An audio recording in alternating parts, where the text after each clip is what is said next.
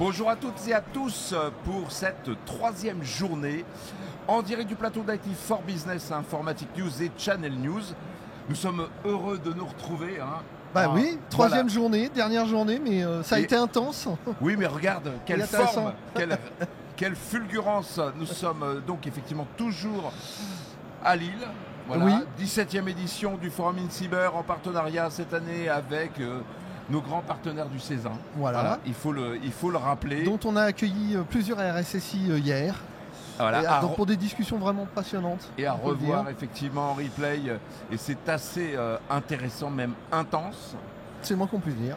Et ce matin, de quoi parlons-nous ? Alors ce matin, on va notamment ouvrir notre traditionnel volet start-up.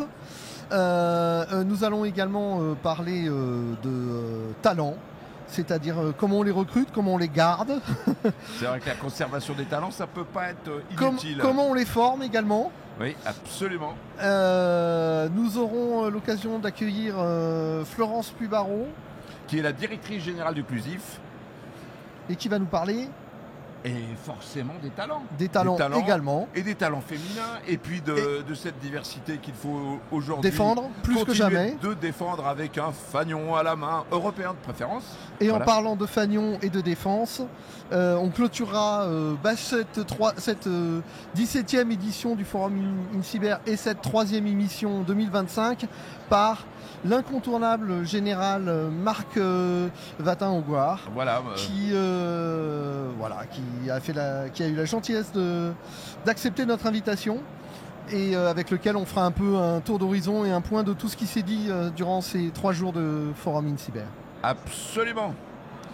Et donc on va commencer par parler des startups. J'ai presque envie de te demander, mais c'est quoi, à toi, ta définition du start-up ? Oh, c'est compliqué. Alors, une start-up, ça pourrait être une jeune pousse, mais enfin, depuis longtemps, plus. Et puis, les mois passent, et puis les années passent. Non, ce sont des sociétés de croissance qui doivent être accompagnées sur la durée. Parfois, c'est très rapide, parfois, c'est bien plus lent.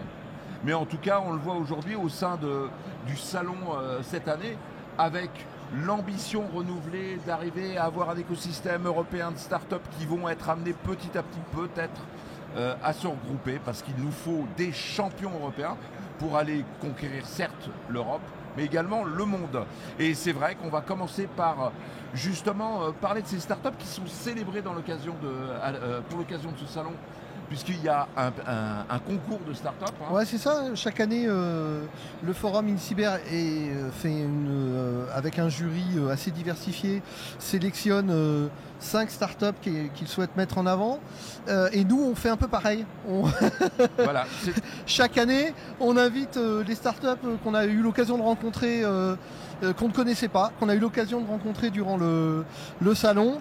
Et on a donc fait, nous aussi, notre petite sélection. Alors, des critères totalement subjectifs. Alors, ils vont venir sur le plateau pitcher, justement, leurs solutions et leurs visions. On va je vais juste faire un petit récapitulatif quand même sur les startups qui ont été officiellement élues par le Forum InCyber. Et pour lequel on retrouvera en bas de la vidéo le lien vers l'article qui les présente. Voilà, on rappellera donc il y a le prix de l'impact opérationnel qui a été remis à Keyless, qui est une start-up britannique qui a une solution d'authentification avec un système de biométrie comportementale et faciale qui est réputé comme étant le plus rapide du monde. Ça sera a priori beaucoup plu au jury. La deuxième start-up qui est le prix de la croissance. C'est encore une start-up européenne et pas française. C'est Enclave. Qui est une société allemande qui travaille essentiellement sur l'informatique confidentielle et qui grosso modo permet de transformer n'importe quel cloud public en un cloud privé ultra sécurisé, on peut le dire comme ça, pour simplifier un peu. Le prix de la recherche a été remis à une start-up française qui s'appelle Ilia Data pour ses solutions de mutualisation des données basées sur des technologies cryptographiques assez étonnantes. Le prix coup de cœur du jury 2025 a été remis à une autre start-up française qui s'appelle Sibi pour sa solution de gestion continue des menaces. Et puis le grand prix Le Grand Prix a été remis à une société qui commence à être un petit peu connue, qui s'appelle Patrol, qui est une plateforme SaaS de gestion de la surface d'attaque externe et qui est une start-up française et qu'on a eu la chance de rencontrer. Alors ils ne pouvaient pas être aujourd'hui en direct sur le plateau, donc on les a rencontrés hier. Hier après-midi. Ils venaient, en fin de journée, ils venaient juste de recevoir leur Grand Prix. Il y avait de l'émotion. Il y avait de l'émotion, il y avait encore des étoiles dans leurs yeux et comme on dirait, Magnéto Serge.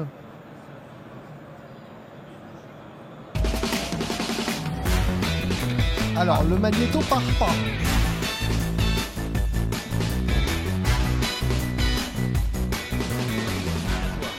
Toujours en direct du plateau d'IT for Business, Informatique News et Channel News. Maintenant c'est la séquence presque émotion quelque part. La séquence pitch et nous sommes contents de rencontrer les représentants de la société Patrol, Nicolas Mathieuco, Florent Montel, Vladimir Kola qui sont respectivement... alors il y en a un, c'est CEO, COO et Clown Triste. Alors c'est quoi cette histoire de Clown Triste? Voyons. C'est moi qui ai le titre.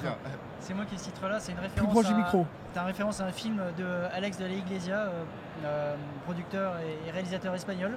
Et je vous recommande d'aller voir ces films. Alors donc vous êtes il là. a un vrai métier. Il a quand même un vrai métier derrière. Bon. Mais clown est un métier parfois. Donc vous êtes là, auréolé d'un immense succès, puisque vous êtes le Grand Prix du Forum InCyber 2025.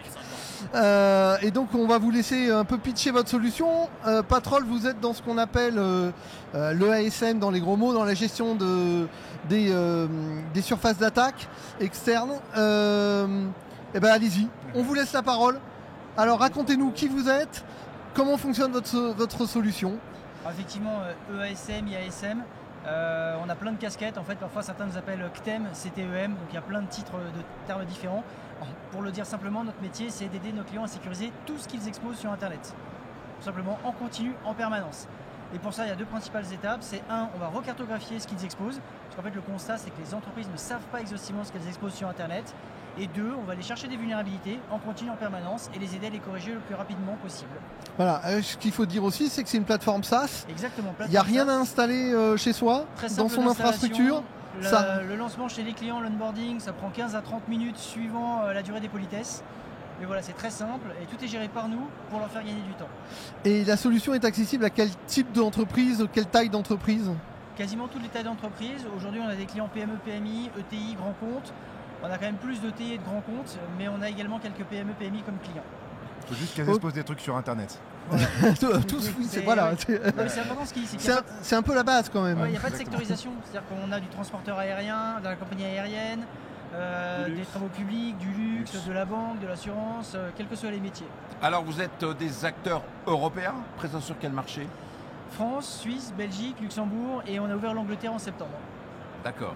Donc avec toujours cette volonté de développer en européen votre activité. Et de conquérir le monde. Alors conquérir l'Europe pour commencer. Votre solution, j'ai lu quelque part que votre solution était particulièrement reconnue pour des mécanismes d'automatisation des tests.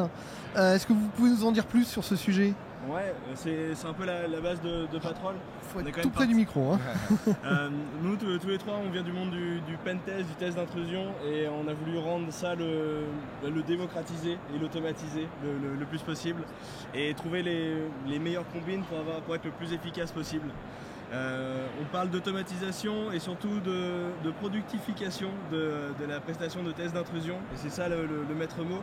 On parle, le Forum InCyber cette année, le maître mot c'était la mise à l'échelle, et c'est exactement ce qu'on fait avec la solution Patrol, c'est mettre à l'échelle cette prestation de test d'intrusion qui pour nous est une des manières les plus efficaces pour comprendre et évaluer le risque. Et comment on a fait pour automatiser ça? C'est valoriser, on a repris toute la méthodologie de test d'intrusion qu'on fait depuis 20 ans et plus pour certains, désolé. On l'a tout découpé, on a retiré tout ce qui était à faible valeur ajoutée, qu'est-ce qu'on pouvait automatiser pour justement mettre notre jus de cerveau uniquement sur les tâches à haute valeur ajoutée. Se concentrer donc sur l'essentiel. 8 minutes Alors, 40. qu'est-ce que vous apporte ce grand prix, ce prix de la start-up?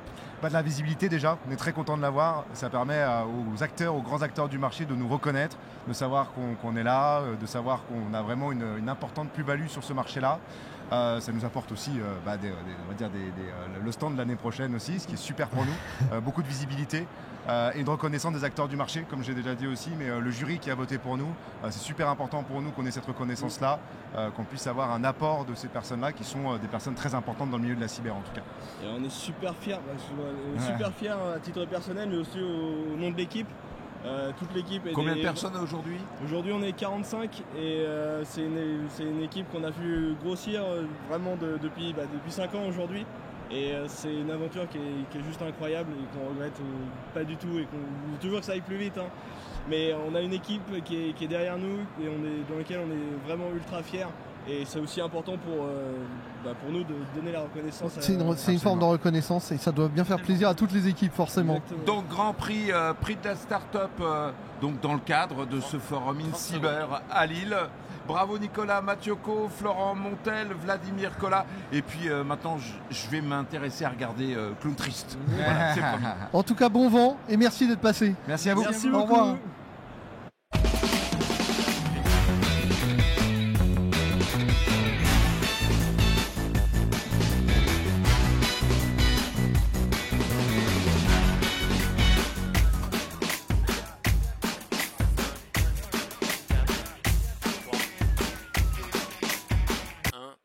Cut. De retour sur le plateau d'Active for Business Informatique News et Channel News, mon cher Loïc, nous recevons la deuxième start-up pour son pitch. Exactement.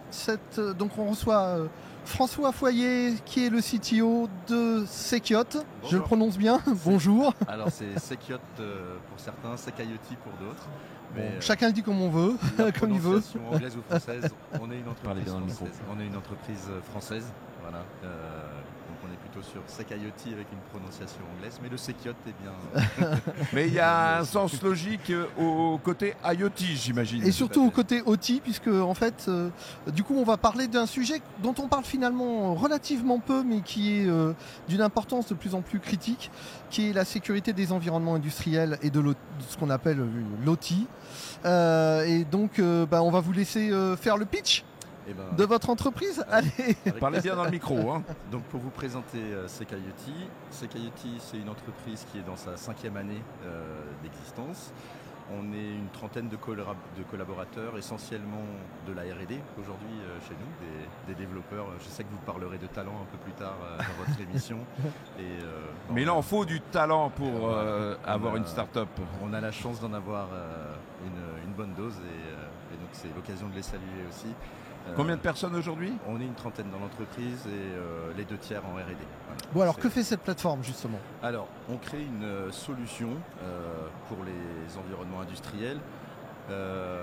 Quand on parle de plateforme, c'est une plateforme qui va être installée essentiellement chez le client, on-premise, parce que les données qu'elles vont contenir, ces plateformes, sont assez critiques, puisqu'on surveille des procédés critiques, on surveille des environnements industriels qui sont cartographiés, mais on cartographie aussi les faiblesses, les points faibles, les vulnérabilités des équipements pour les faire ressortir et les mettre en évidence pour les RSSI. Ouais. Les... Vous cartographiez aussi les flux. Tout à fait, oui, tous les flux, parce qu'effectivement, voir uniquement la liste des équipements, c'est une chose, mais savoir comment ils travaillent ensemble, c'est primordial. Primordial pour savoir régler ces équipements. La sonde que Sekayoti produit est une sonde passive, et le passif est là pour surveiller le procédé sans interagir avec le procédé. Il est trop critique pour qu'on vienne Ouais, choisir. de c'est pousser un l'idée d'avoir des sondes qui sont, quand on dit passifs en fait, c'est-à-dire des sondes non invasives. Tout à fait. Tout à fait. Et le non-invasif va être utilisé pour identifier les points faibles, être proactif dans sa cybersécurité. On va identifier des connexions directes entre des bulles industrielles et des environnements Internet, hein, voilà, qui sont des couloirs utilisés pour de la remontée d'informations de supervision. C'est primordial aussi. Aujourd'hui, on a beaucoup de clients qui ont des sites étalés sur toute la France, tous des territoires, même au-delà de la France, hein, des territoires vraiment très étendus. Et on ne peut pas avoir de l'humain présent sur chacun de ces sites en continu, c'est pas possible. Le principe d'automatiser, c'est aussi de se passer de la présence humaine. Maintenant, il y a des problématiques de supervision pour des besoins de BI, de voir si la production est bonne, si les états des réseaux sont bons, l'état de la production est conforme aux attentes. Ça, c'est déjà en place depuis un certain temps. On parle d'industrie 1, 2, 3, 4.0. Donc, il y a une phase qui a eu lieu il y a quelques années de venir segmenter l'IT et l'OT en mettant des firewalls dédiés aux environnements industriels pour en créer des bulles isolées. Les problématiques de cybersécurité industrielle, effectivement, on en parle assez peu, mais par contre, on en parle depuis longtemps. Ça fait, je pense que si on remonte 20 ans en arrière, on retrouvera encore des... Oui, puis finalement, la cybersécurité OT, c'est un peu lié aussi au sujet de sûreté qui sont fondamentaux dans tous ces... Tout à fait. Donc, il y a des cadres réglementaires qui existent déjà pour des gros industriels, qui sont des... Alors on peut parler d'OIV ou d'entités importantes, essentielles. On est en pleine transition sur le nommage de ces entités. Elles se connaissent bien, elles ont déjà des niveaux de maturité cyber sur les périmètres industriels qui sont élevés. Elles ont un cadre réglementaire qui va être plutôt de l'ordre c'est plutôt la LPM qui fait ça. Et pour revenir aux aspects sécurité, vous faites de la détection de cybermenaces, du monitoring de vulnérabilité. Quelles sont toutes les fonctions de cybersécurité qui rentrent dans cette protection OT? Alors c'est intéressant. En plus de la cartographie dont on a beaucoup parlé. Attention, il vous reste 40 secondes. 40 secondes. La cartographie, j'insiste une dernière fois dessus pour dire que c'est vraiment le cœur de la plateforme. Il faut regarder, cartographier, voir l'ensemble. D'autant que j'ai cru comprendre qu'elle était collaborative en plus à plusieurs. Et on voit tous les métiers, l'IT, l'OT, les RSSI, les mainteneurs vont tous pouvoir collaborer à cette cartographie, cette vue d'ensemble. Ça documente le système d'information industrielle, c'est primordial pour mettre en place une stratégie de détection qui soit efficace. On va identifier les points faibles et on va cibler, mettre des règles précises sur ces métiers. C'était donc le pitch de SecIoT. Merci François Foyer, vous êtes le CTO de cette belle start-up d'avenir et on vous souhaite le meilleur pour la suite. Merci beaucoup à vous. Merci beaucoup d'être venu.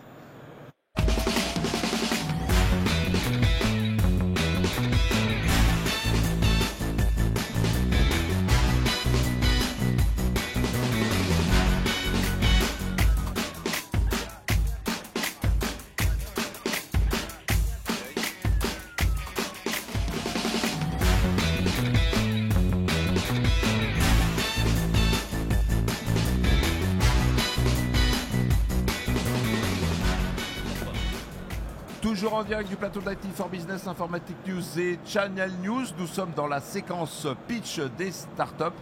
Et maintenant, nous recevons... notre deuxième startup sélection à nous.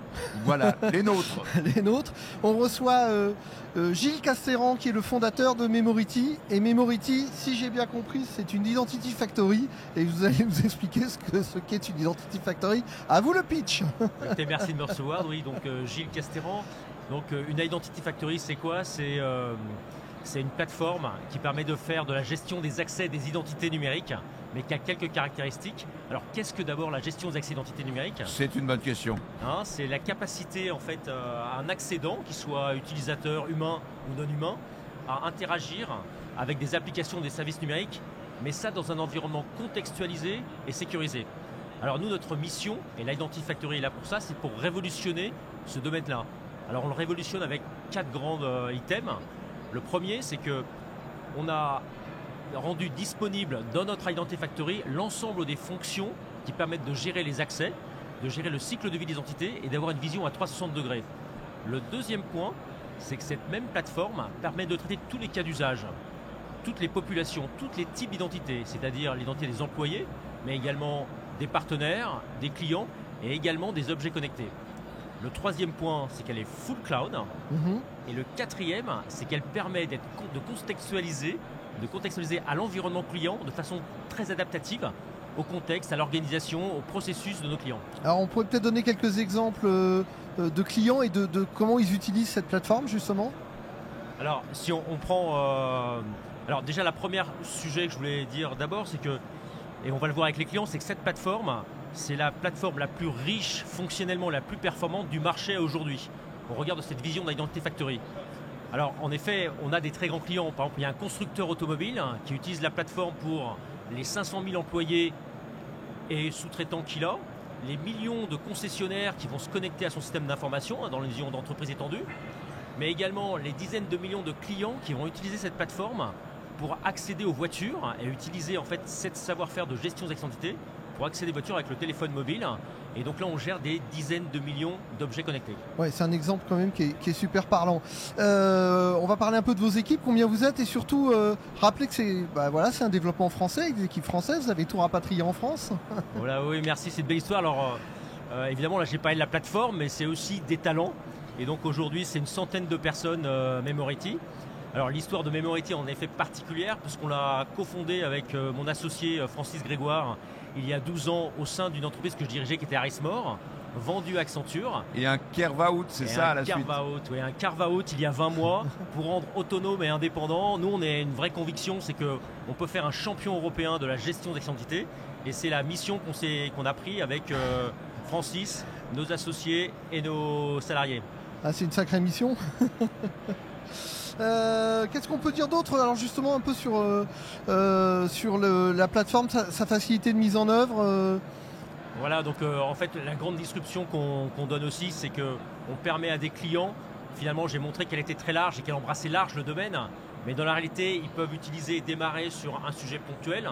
On a un grand client dans l'aéronautique qui utilise la plateforme pour le B2B, pour la relation avec l'ensemble de ses partenaires et ses clients pour se connecter en mode entreprise étendue, et puis progressivement il peut la déployer. Donc ce qui permet finalement à nos grands clients dans les grandes transformations à l'échelle de se dire j'ai une cible et puis progressivement j'y vais. Et comme on est en cloud, on y va évidemment avec des coûts de possession qui sont hyper performants. Alors l'autre point, les objectifs qu'on se donne à chaque fois, c'est améliorer l'expérience utilisateur. Et c'est un des rares sujets dans la cybersécurité où on simplifie la vie de l'utilisateur, on le protège et on accompagne ces grandes transformations performance métier. Oui, et vous accompagnez aussi des tas de nouveaux usages finalement, parce que quand on parlait de voitures connectées, vous avez aussi évoqué l'IoT.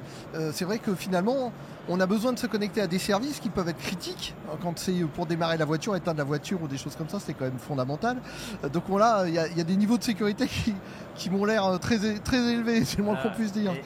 Exactement, donc on est sur de nouveaux usages. Donc là, c'est un bel exemple. Et puis là, on voit aussi la puissance de ce domaine de gestion des accidentités et de notre plateforme sur le sujet. Mais je vais en citer un autre assez important. Les 5 grandes banques françaises ont décidé, et ça sera à partir de septembre, de révolutionner notre vie de consommateur en nous permettant d'accéder à l'ensemble des services français sans login mot de passe.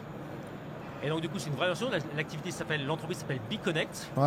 Derrière, on est 40 millions de clients à avoir déjà une application mobile de ces 5 grandes banques. Et donc on va révolutionner ça pour supprimer dans 80% des cas les logins mots de passe pour accès aux grands services, aux grands fournisseurs de services. Et on a hâte. Et ça avec Memority. On a hâte de découvrir effectivement cette simplification de la vie des utilisateurs tout en sécurisant les identités. C'est magnifique. Merci Gilles Castéran. Je rappelle, vous êtes le fondateur de Memority. Merci d'être venu. Merci. Voilà.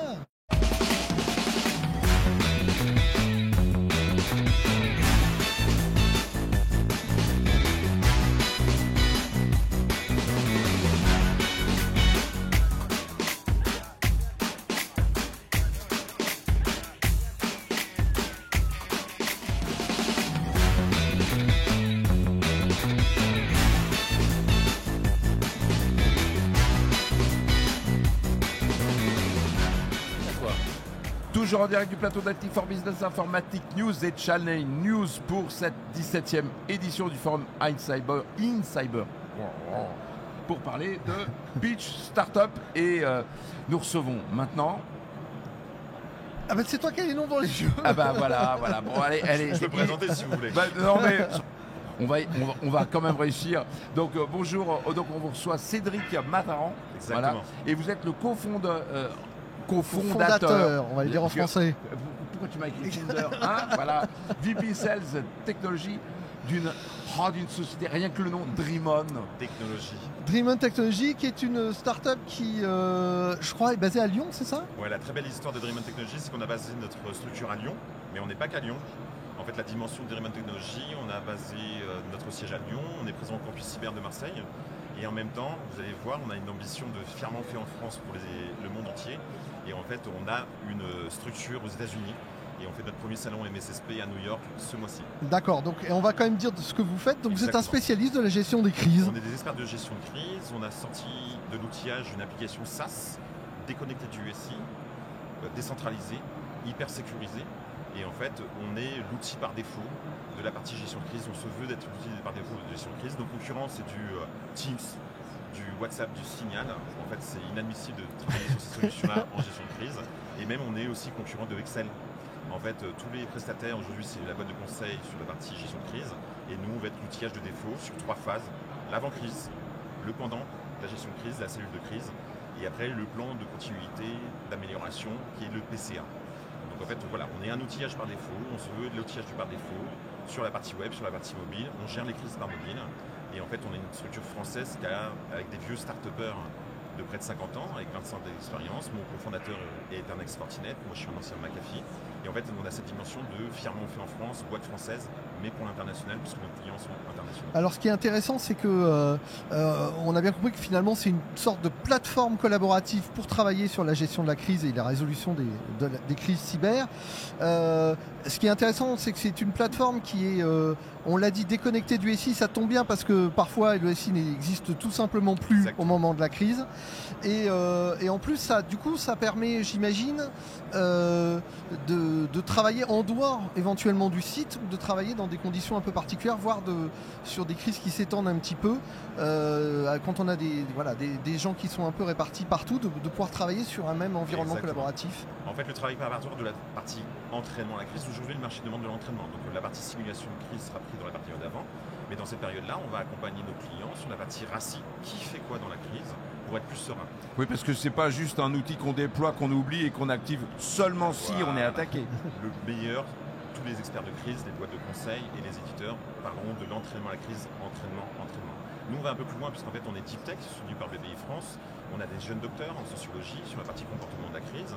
Et en fait, nous, on va permettre à nos boîtes de conseil, puisqu'on a fait la partie distribution d'experts, c'est pour ça qu'on a un développement international, on a besoin d'experts pour accompagner les clients sur la partie reprise des documents de PCA, PRA, faire des profils, mettre des profils de participants à la gestion de crise dans un modèle. Et là où on va apporter quelque chose, c'est qu'en fait, on va modéliser, on a des scénarios de crise. Donc, cyber aujourd'hui, ils criseront de toutes les crises demain. Mais en fait, on a valorisé sur la partie cyber.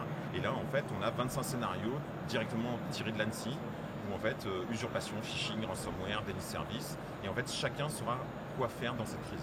Oui, parce qu'en fait, le meilleur moyen de gérer une crise, c'est d'abord s'y préparer. D'être serein. Ouais. On a un peu un mantra qui dit, en fait, on va vous aimer à gérer des crises.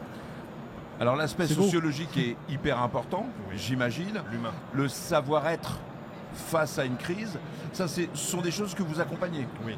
En fait, là, la partie recherche, on a signé des labos sur la partie de l'humain. Est-ce que le gestionnaire des crises n'est pas en crise lui-même? Ouais. Donc en fait, on va travailler avec des labos sur la partie cognitif, où en fait, l'analyse de la voix, du comportement. Et en fait, on va mettre aussi dans des zones de stress en disant, si vous n'êtes pas dans le bon environnement, on va aussi gérer la crise du gestionnaire de crise. Là, je remercie aussi la partie ANSSI qui a donné des préconisations sur cette partie-là, même si on a une boîte internationale, on fait très attention, on est français. Et en fait, sur la partie ANSSI, en fait, des anciens ANSSI nous ont dit, faites attention dans les projets de faire attention aux gestionnaires de crise. En fait, on a un assistant IA, parce que ça c'est hyper important. Alors j'allais y venir justement, Voilà. oui. Vous dites que vous êtes une Alors, plateforme assistant IA, moderne, Voilà. mais en fait, il fait quoi cet assistant Alors, IA? l'assistant IA, en fait, C'est on a- la dernière question. Oui, on a eu la chance en fait d'avoir des soutiens de Mistral AI sur la partie mini-modèle de gestion de crise. Donc en fait, aujourd'hui, on a un SARA, un assistant de IA, qui en fait va permettre aux gestionnaires de crise de faire des résumés, d'étudier les documents. En fait, dans la crise, c'est de rester focus. En fait, nous, notre outil, en fait, c'est pour rester focus sur la gestion de crise. Et en fait, tous les documents seront à disponibilité et l'IA va pouvoir résumer les tâches. Voilà qui est bien résumé. Merci à Merci. Merci beaucoup d'être venu. Et voilà, encore une plateforme vachement intéressante. Merci On est bien content de vous Cédric avoir trouvé. Mataran, cofondateur, décidément je vais y arriver un jour, Avec VP Monsieur Sales Michael Masson. Merci de beaucoup. chez Dreamon Technologies. Merci infiniment. Merci bien.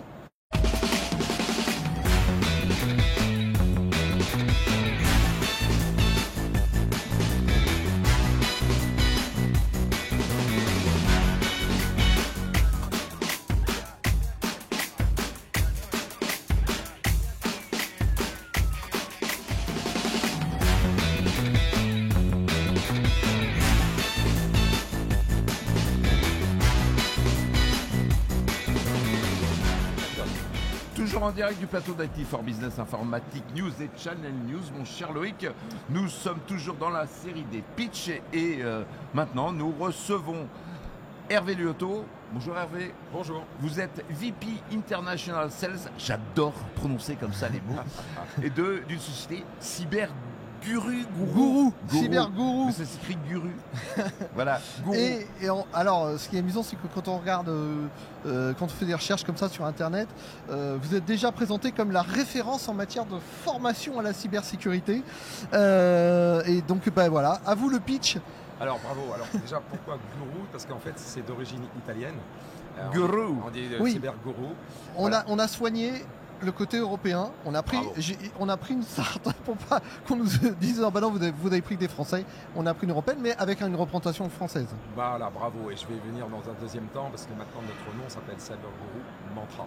Mantra est un éditeur français que Cybergourou a acheté il y a un mois. Donc c'est très récent, mais j'y viendrai sur en deuxième un peu point. plus tard. Voilà. Alors sur la partie formation, c'est important. Parlez bien près du micro parce qu'on ne va pas vous entendre. Sur la partie formation, c'est important ce que vous me dites parce que c'est vrai que de temps en temps, des prospects et des clients viennent nous voir et me disent « Ah ben vous faites de la formation ».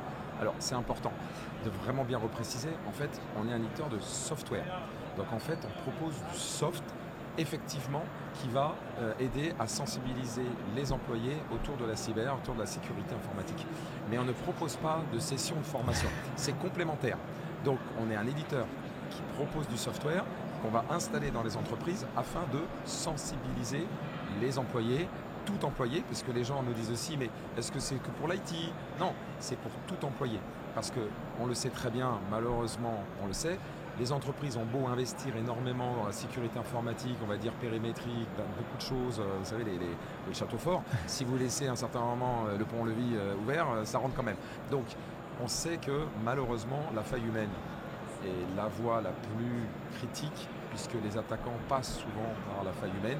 Une erreur d'un collaborateur qui a cliqué, qui a téléchargé, malheureusement, ça continue. Même si on a de temps en temps parmi les entreprises, essayer de sensibiliser, il y a encore beaucoup de chemin à faire. Et donc, on est dans ce marché de la sensibilisation de sécurité. Formation qualifiante ou pas? Bien sûr, oui. Mais ce qui est important, c'est vraiment de sensibiliser. Le logiciel, il fait quoi? Alors, le logiciel, ce qui est important, c'est que je voulais absolument représenter aussi ce qu'était Cybergourou Mantra. Et après, je vais vous expliquer le logiciel. Allons-y. Voilà, donc en fait, Cybergourou est d'une origine italienne, créée 2017 mais surtout 2019 parce que la solution en 2019 et après donc il vient de racheter la société la plus start-up parce que 2021 Mantra en France qui avait quand même déjà une trentaine de salariés, 300 clients et donc maintenant on est une société franco-italienne mais en France avec des droits français, contrats français, etc. En fait aujourd'hui Cybergourou et Mantra offrent une largeur au niveau des différents modules qui est, sans arrogance aucune, la plus large du marché. Pourquoi? Et là j'y viens. En fait, Cybergourou était vraiment sur, on va dire, les aspects, entre guillemets, un peu fondamentaux de la sensibilisation, que sont les cours d'e-learning avec une personne qui vous parle et pas un cartoon avec du sous-titrage, etc., qui est imbuvable et les employés ne veulent pas ça. Donc c'est vraiment une personne qui vous parle sur des cours de 4-5 minutes et avec des petits quiz pour passer à l'étape supplémentaire. Ensuite, c'est vrai que comme on joue sur l'émotivité et l'émotion des salariés, de temps en temps, ces cours entre guillemets un peu académiques peuvent être, on va pas dire barbatifs, mais c'est intéressant d'y ajouter des choses un peu plus sexy, comme des petites vidéos à la mode Netflix-like, des petites vidéos de 5 minutes, des formats pas trop longs. Si c'est trop long, ils n'écoutent pas. Si c'est trop court, c'est pas pertinent. C'est pas pertinent, merci, j'allais dire relevant en anglais. Et donc on a aussi de nombreuses séries comme ça qui permettent en fait d'avoir des use cases de la vraie vie. En troisième, ce que les gens connaissent bien, ce sont les fameuses campagnes de phishing. Donc on a des centaines et des centaines de différents templates qui vont attaquer en fait les différents employés, que ce soit la personne de l'accueil ou la personne, un expert sécurité. Qui mettent à l'épreuve les... Bravo, qui mettent à l'épreuve. Mais on parle d'email, mais aussi des QR codes, du smishing. Voilà, donc tout ça, c'est automatisé, nouvelle génération, et surtout, pour le RSSI, c'est un gain de temps considérable par rapport aux anciennes solutions qu'il y avait sur le marché qui devaient demander du temps, de préparation, etc., etc. Et alors maintenant, ce qui est intéressant, c'est Mantra. Donc Mantra apporte en fait ce côté un peu new gen digital avec des modules complémentaires. Un chatbot par exemple. Donc le chatbot va être l'interlocuteur privilégié des employés qui vont pouvoir le questionner. Vous rentrez les politiques de sécurité dans le chatbot qui va vous répondre. Bien évidemment, le chatbot va aussi vous poser des questions à la fin pour pouvoir savoir si vous avez bien tout saisi. Donc ce chatbot est interactif, connecté avec du Teams, avec du Slack, etc. Et 2 autres modules, parce qu'en fait, il y a une conclusion à tout ce que je vais vous dire. Oui, parce que c'est la conclusion. Voilà, c'est en fait les Smart Banners et les Browser Defender qui sont en fait en complément des anti-spam et tout. Mais et maintenant, c'est là qu'est l'importance, c'est qu'en fait, les taux de clics, les fameux clickles, alors les clics, les serial clickers, on arrive toujours à malheureusement entre 5 et 10% de gens qui se font avoir. Avec ces nouveaux modules, on descend de 1 à 0,1% le taux de clic. Et c'est ça qui est important. Oui, soudain, on va dire que ça restreint encore plus la surface d'attaque. Bravo. Voilà, donc maintenant on saura qu'on a des solutions contre les serial clickers. Voilà, c'est bon. Définition que je conserve. Merci Hervé Liotto. Merci. Je rappelle que vous êtes le VP International Sales de Cyber Guru Mantra. Bravo. Merci messieurs. Merci.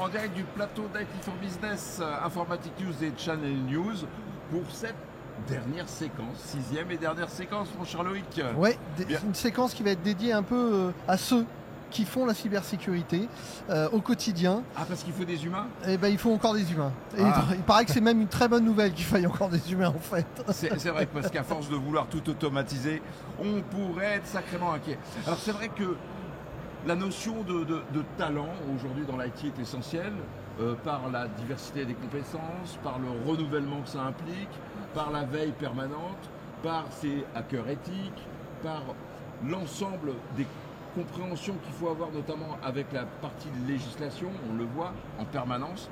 Donc on voit que c'est plus un sujet isolé, c'est un sujet global, un sujet transversal dans les entreprises. Et on a voulu commencer cette séquence par prendre le problème peut-être dans un autre sens que celui qu'on aborde généralement. Oui, exactement. C'est-à-dire toujours en train de dire oui, il n'y a pas assez de femmes, il n'y a pas assez de ceci, on ne met pas assez de moyens. Mais déjà, les talents sont précieux et comment est-ce qu'on les conserve ? Voilà, comment est-ce qu'on les recrute, comment est-ce qu'on les conserve une fois qu'on les a recrutés, c'est un vrai sujet, surtout quand on est une petite entreprise, une start-up, et notre premier invité va justement illustrer ces éléments-là. Alors, on reçoit maintenant Antonin Illy. Bonjour Antonin. Bonjour. Alors, vous êtes le CTO, oui. Un sacré talent, voilà, s'il en faut voir, de Sesam IT. Et on vous a demandé de venir justement témoigner de la difficulté aujourd'hui de conserver les talents en France. Parce que, alors on le voit, hein, il faut impérativement revenir en européen pour se concentrer sur notre défense et cyberdéfense. Mais la vraie problématique des entreprises, donc de votre entreprise, votre problématique régulière, c'est de trouver les talents nécessaires pour vous accompagner dans ces développements qui font croître et accompagner l'ensemble des clients que vous servez. Exactement, oui.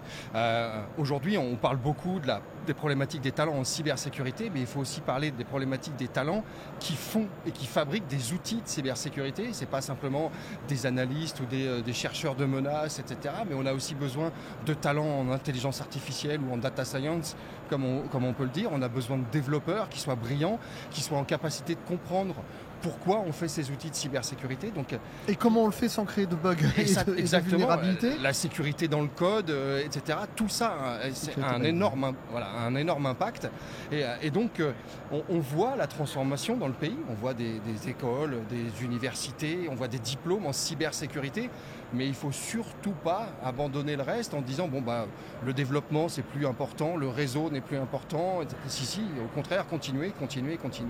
Et on en a de plus en plus besoin, en particulier dans le contexte actuel où on est en train de se recentrer enfin sur les entreprises françaises qui ont plus grand monde sous la main parce qu'ils sont tous partis partis ailleurs, donc maintenant il faut les retrouver, quoi. Alors Antonin, justement, on va revenir un petit peu sur, par exemple, votre cas, qui est quand même un cas intéressant. Alors, combien d'équipes, de membres dans votre équipe aujourd'hui? Nous, on est 45 aujourd'hui.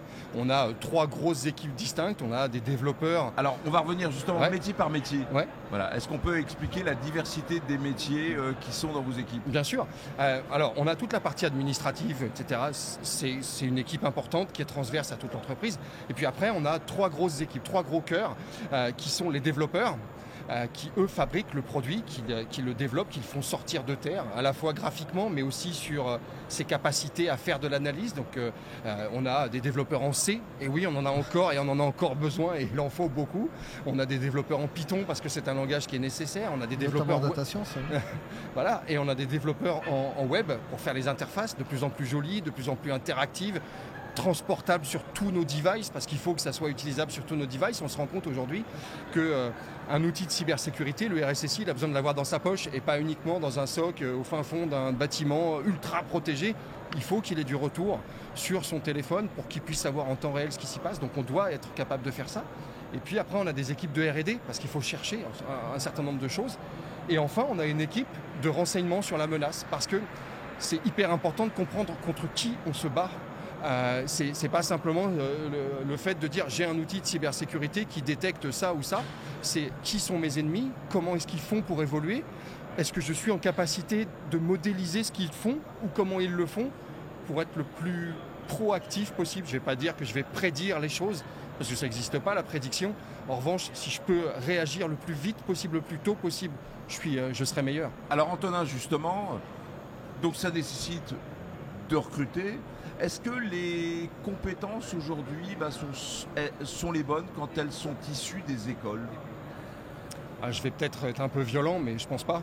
Voilà. Il nous manque un certain nombre de choses. En fait, alors est-ce qu'on pourrait justement revenir sur ce qui manque? Parce que c'est bien le sujet, hein. On a une petite idée, mais moi je voudrais vous l'entendre dire. Le principe de réalité peut-être. Il y a la théorie de ce qu'il faut apprendre à l'école, qui parfois est très très très éloigné de ce dont on a besoin. La structuration, on parlait tout à l'heure de sécurité dans ce qu'on fait. C'est pas parce qu'on leur a appris à faire une procédure en Python qu'elle est bonne, qu'elle est bien écrite, qu'elle est intelligente, qu'elle est optimisée, qu'elle est performante et surtout qu'elle est sécure. Il va falloir aussi leur apprendre à utiliser. C'est difficile pour moi qui vient de... Il n'y avait pas d'internet quand j'ai commencé, ça fait vieux con, mais j'y peux rien, c'était comme ça. Maintenant, ils font tout avec ChatGPT. On a connu aussi cette époque. Ouais, voilà. Et maintenant, ils travaillent avec ChatGPT. Je pense que plutôt que de l'interdire à l'école, il va falloir leur apprendre à l'utiliser intelligemment. Voilà, je dis ChatGPT. Les IA génératrices de code. Mistral, etc., évidemment, il faut savoir les utiliser. Qu'elles fabriquent du code, c'est parfait. Je suis estomaqué par leur capacité à le faire d'ailleurs. Maintenant, elles le font généralement pas bien.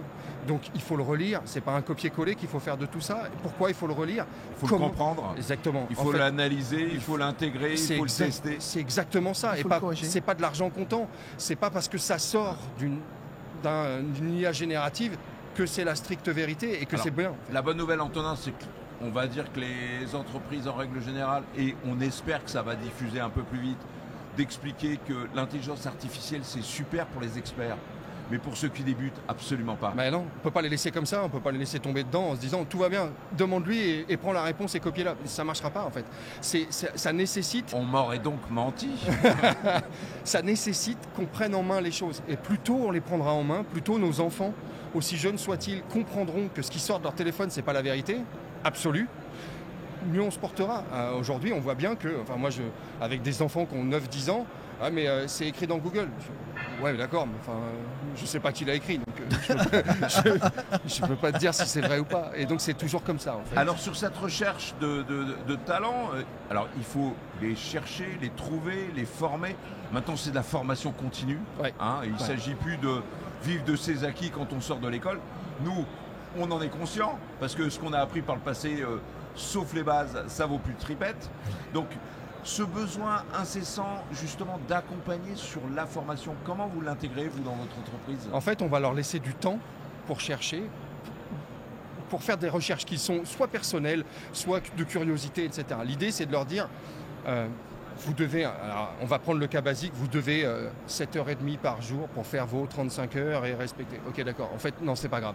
Si tu as bossé que 5 heures et que tu passes 2 heures à rechercher autre chose, c'est très bien en fait. Sois curieux. Et si à un moment donné, tu éprouves le besoin de me dire, je voudrais creuser plus loin sur ce truc-là parce que je pense que ça pourrait m'aider à faire ça ou à nous faire grandir sur le produit en général, viens, on y va. On va trouver s'il y a une formation. Sinon, je vais te laisser du temps pour chercher ça.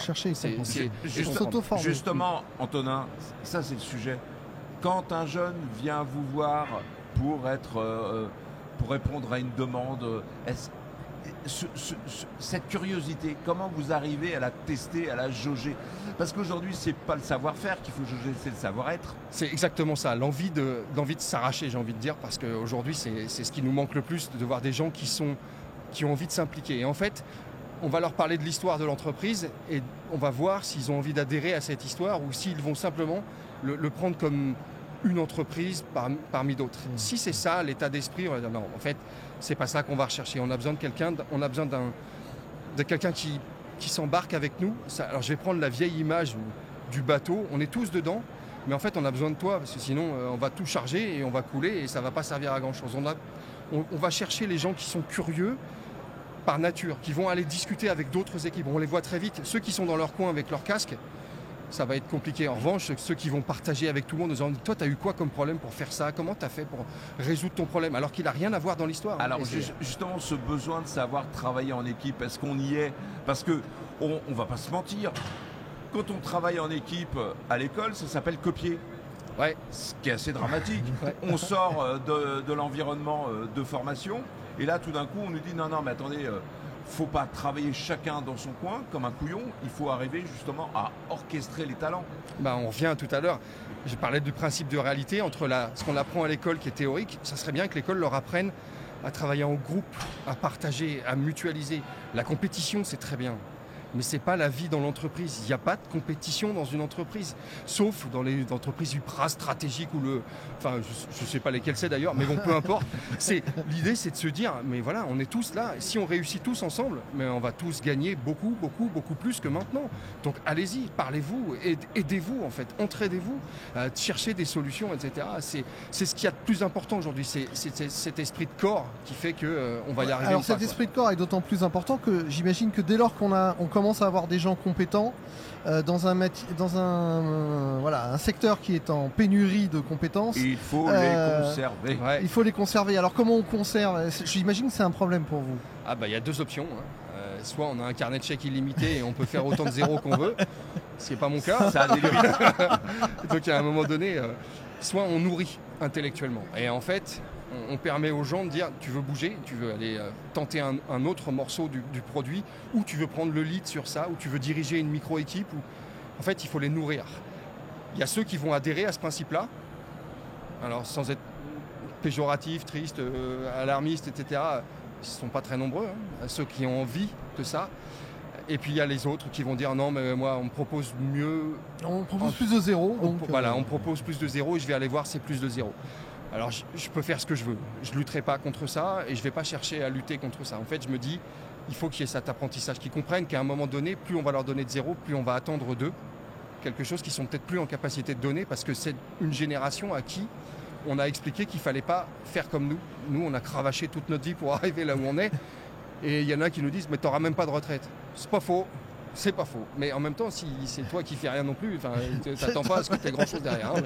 Mais en fait, je pense qu'il y a un moment donné où il faut les laisser apprendre, trébucher, et peut-être ils reviendront en disant, OK, finalement, enlève de zéro, mais laisse-moi faire un peu à mon idée, que j'aime etc. et ce dont j'ai envie. Exactement. Et en fait, il y a ce principe-là. Donc il faut les nourrir intellectuellement, toujours leur faire des propositions. Il y a ceux qui marcheront, et je pense que ceux-là, et je les vois, j'en ai certains, ils grandissent. Ouais, mais ils grandissent 100 fois plus vite que les autres, 100 fois mieux que les autres. Et ces gens-là, je les verrai partir un jour. Mais je les verrai partir tellement haut, je me dirais, avec fierté. Voilà, j'ai au moins fait ça. J'ai au moins réussi à l'emmener là où il voulait aller, et c'était son rêve. Plutôt que d'aller courir après des zéros juste pour aller... Et quand on doit embaucher des seniors, on fait comment aujourd'hui Moi, je les accueille à bras ouverts et j'attends qu'ils reviennent parce que, je vous le disais tout à l'heure, je fais du C. Allez me chercher des jeunes de 20 ans là, qui font du C. C'est comme les banques aujourd'hui qui font des ponts d'or à des gens qui font du COBOL. Ouais. Ça a l'air de rien. Du Fortran aussi, hein, voilà. Voilà, du Fortran, du Multiplan, etc. On en a vu des passer. Mais... Non, Multiplan, peut-être pas, on peut laisser oublier. Mais voilà, du COBOL, nous on a besoin de gens. Et en fait, on se rend compte que ça canalise aussi certains jeunes dans les équipes. C'est-à-dire qu'ils voient revenir des gens posés, qui savent ce qu'ils font et pourquoi ils le font et comment il faut le faire. Très calmement, sans énervement, avec beaucoup de discernement, ça fait du bien. Donc nous on prend avec un grand plaisir des gens qui ont une expérience qui est plus ou moins longue, mais forcément qui ont un âge et qui ont du vécu en fait. C'est ça dont on a besoin aujourd'hui. Alors l'apprentissage de l'erreur, parce que la vie n'est qu'une succession d'erreurs, l'essentiel et d'échecs. L'essentiel c'est de s'en rendre compte très vite et de pouvoir justement presque être récompensé pour s'être trompé. Ouais. Est-ce que ça fait partie de votre philosophie? Exactement, moi c'est ce que je leur dis. Je leur dis, celui qui ne lève jamais la main pour me dire soit il s'est planté, soit qu'il ne sait pas, je vais avoir un très gros doute sur sa capacité à continuer avec moi en fait. Ça peut être que des moments de solitude. Alors je leur dis, ok, lève la main, pose autant de questions qu'il faut, trompe-toi autant qu'il faudra, mais surtout apprends de tout ça. C'est-à-dire ne les reproduis pas. Ça a l'air très bateau ce que je dis, mais en fait on se rend compte qu'on leur a appris à faire de la compétition, à se battre, à ne faire que gagner et à détester perdre. Mais jamais de la vie. On le voit bien, en fait, mais même en France versus le reste du monde. Un entrepreneur qui réussit en France, c'est un escroc, un voleur ou un menteur. Un entrepreneur qui réussit aux États-Unis, c'est un modèle. C'est très bête ce que je dis, mais c'est la réalité. En fait, les gens qui réussissent aux États-Unis, on leur court derrière en disant t'as fait comment, parce que je voudrais faire exactement la même chose. Nous on se dit non, lui on lui parle pas parce que pire, il y a mieux, c'est qu'on lui dit est-ce que tu as vraiment suffisamment échoué pour réussir un jour. Mais en fait c'est ça, et en fait on se dit mais non, mais apprends à perdre, apprends à tomber en fait. C'est rien du tout. Lève la main, dis que tu sais pas, dis que tu t'es trompé. Je préfère le savoir tout de suite et on corrige ensemble et je t'apprends la réponse. Enfin, je préfère leur apprendre à pêcher pour qu'ils aillent pêcher tout seuls plutôt que systématiquement les engueuler, les punir, les blâmer, j'en sais rien, ça ne sert à rien. Enfin, en fait, ça n'a aucun sens. Ça mènera nulle part en fait. Et c'est là où l'école en France doit changer. Leur apprendre. Alors ça tombe bien parce qu'on va recevoir une école derrière, on va pouvoir rebondir. Il faut leur dire sur ces thématiques-là. L'échec est vital. Alors finalement, c'est quoi les messages que vous aimeriez faire passer aux écoles justement? Apprenez-leur à échouer, apprenez-leur à apprendre, à accepter de ne pas savoir et à le dire. C'est vital. Le reste, ça les ramènera dans l'entreprise. Mais il faut qu'ils arrivent avec humilité dans une entreprise en se disant moi j'ai 25 ans, on m'a dit que je savais tout, donc maintenant je vais tout leur apprendre. Non. Il y a des gens ici, ils savent faire des choses, ils ont échoué. On a une autre vie, on a une autre approche de la réalité. Un client, c'est pas ce qu'on leur a appris à l'école. Un client, c'est une bande d'êtres humains qui vivent autrement, qui ressentent autrement les choses. Faut accepter de s'être trompé, faut accepter des fois qu'ils nous aiment pas, mais on va aller gagner le terrain autrement. Donc accepter d'apprendre, de tomber, et de partager avec les autres. Revenir dans la réalité. Voilà. Merci Antonin Elie. Je rappelle que vous êtes le CTO d'une belle pépite française, Sésame IT, avec qui on a plaisir à converser régulièrement. Et c'était important d'avoir ce matin ce témoignage sur cette difficulté de conserver les talents, de les former et puis surtout d'essayer de les comprendre. Exactement. Merci beaucoup. Merci beaucoup d'être venu. Merci.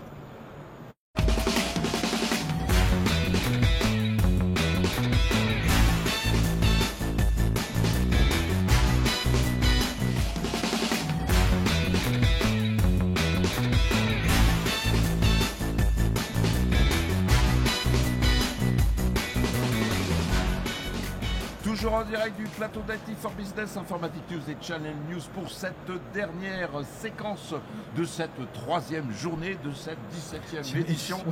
Rompez le banc. Non, c'est ça tout à l'heure avec le général. Cette 17e édition du Forum in Cyber. Faut quand même dire de quoi c'est. Je m'égarais, peux-tu dire? Sans doute. On va continuer cette petite séquence très sympathique sur le recrutement des talents, sur les difficultés à maintenir les talents et surtout comment on les forme. Voilà, on va attaquer ce segment formation qui finalement tombe bien vu le témoignage que l'on a eu juste avant et les messages qu'il voulait faire passer aux écoles. On va avoir l'occasion de rebondir dessus, ça va être très bien. Et pour en parler, nous recevons quelqu'un qu'on a été pécho, comme on dit aujourd'hui, sur le salon. Xavier Lagrange, bonjour. Bonjour. Vous êtes le responsable exécutif éducation d'une école qui s'appelle F-R-E-I. Alors, Effray. Les frais. Ah, alors ça effraie, mais ça fait peur.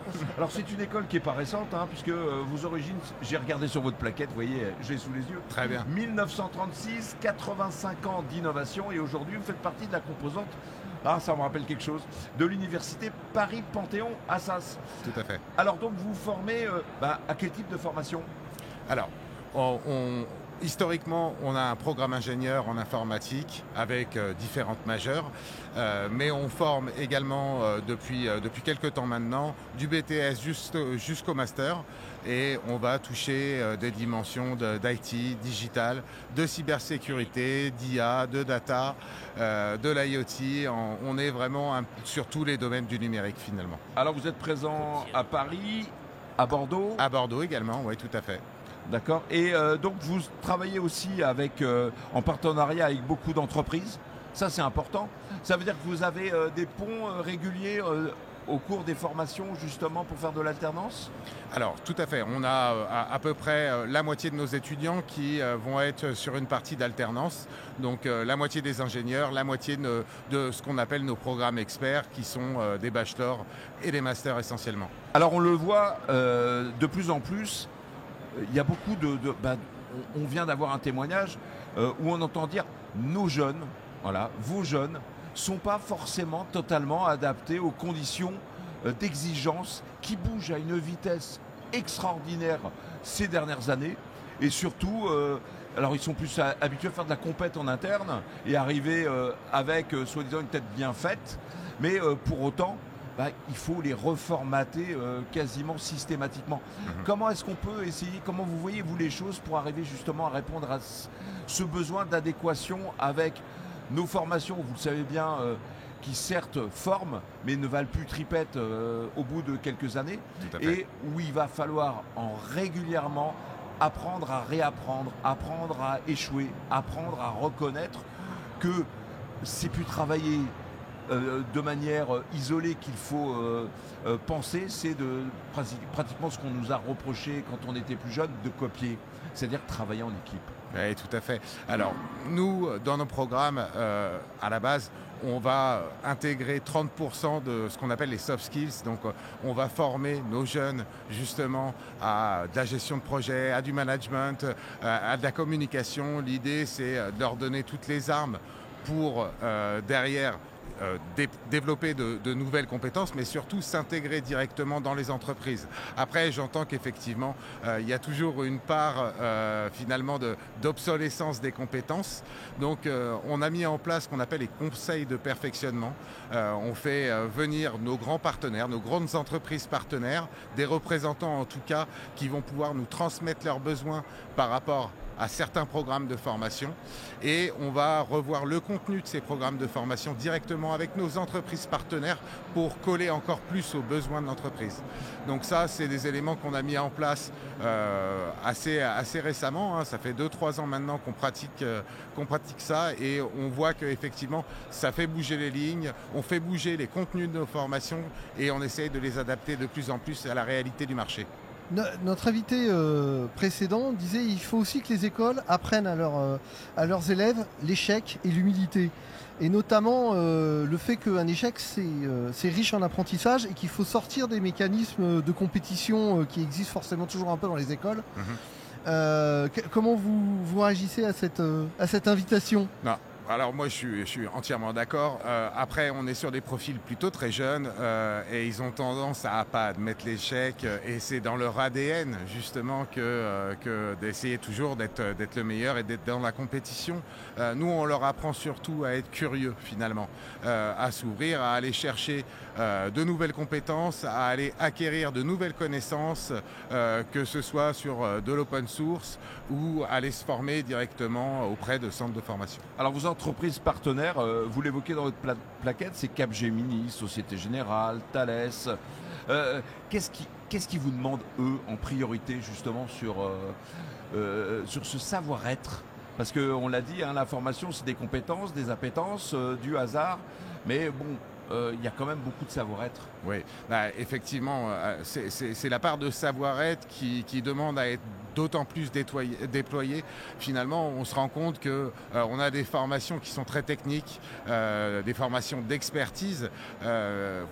Vous faites de très bons techniciens, mais qui ne savent pas vendre de projet derrière, qui ne savent pas le présenter en comité de direction ou face à leur manager. L'idée, c'est de leur donner toutes ces compétences-là pour qu'ils soient de bons communicants et qu'ils puissent encore mieux s'intégrer directement dans l'entreprise à la sortie de l'école. Alors la formation, aujourd'hui, il ne faut pas l'oublier, il y a ce qu'on appelle, vous formez aussi des enseignants-chercheurs, forcément, de la recherche académique.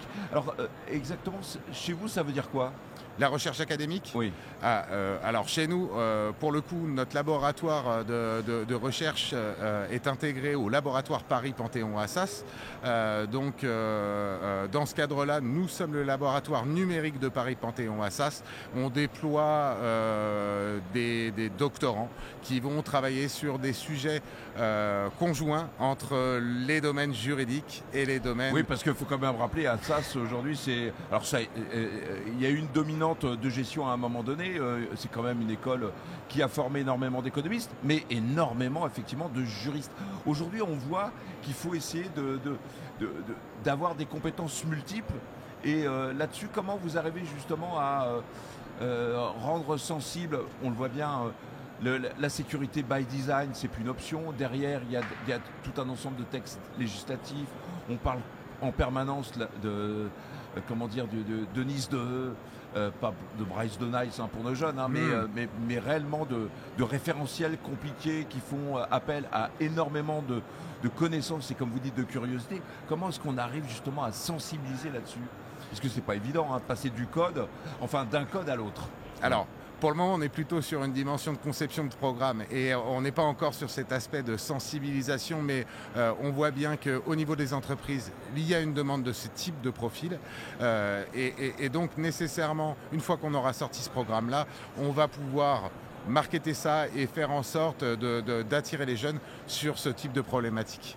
Et la formation aujourd'hui, parce que ce qui a été évoqué tout à l'heure, c'est aussi, on a l'impression qu'il faudrait presque leur apprendre, je ne sais pas, à jouer au rugby. Pas au foot, au rugby, c'est-à-dire en équipe, utiliser la force de ses partenaires, la force des autres étudiants. Comment est-ce qu'on arrive justement à former à cette discipline qui est celle de s'appuyer sur la force des autres ? Alors, pour le coup, nous, à l'Effray, on a une vie associative qui est très dense, très riche. On a un peu plus de 60 associations, donc on encourage nos élèves à s'investir dans cette partie associative. C'est ce qui va leur permettre de construire cette appétence au travail d'équipe, ce goût de l'engagement dans une cause. Donc on a des associations assez diverses et variées sur toutes les thématiques pour essayer de les engager au maximum. Alors comment est-ce qu'on fait évoluer les diplômes ? Parce que quand on regarde les intitulés de formation, alors effectivement vous formez des ingénieurs, des managers experts, e-business, technologie, brevet de technicien supérieur communication.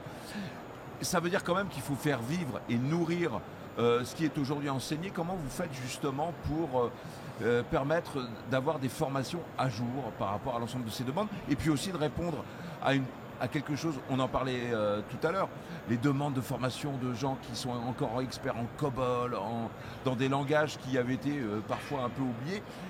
Ça va devenir compliqué, notre histoire. Oui, tout à fait. Alors, effectivement, sur les langages oubliés, ça devient de plus en plus compliqué. Après, pour ce qui est des nouvelles compétences, des nouveaux titres, alors, c'est pour nous des rouages qui sont de plus en plus durs, puisque c'est France Compétences maintenant qui détient, je dirais, un peu les rênes de la création de nouveaux programmes, de nouveaux titres, donc de nouveaux diplômes derrière. Nous, on a déposé et on dépose régulièrement de nouveaux dossiers sur des métiers émergents, notamment là on a déposé un dossier sur la blockchain et un dossier sur le green IT qui sont encore finalement des métiers sur lesquels on n'a pas encore de titre réellement adossé.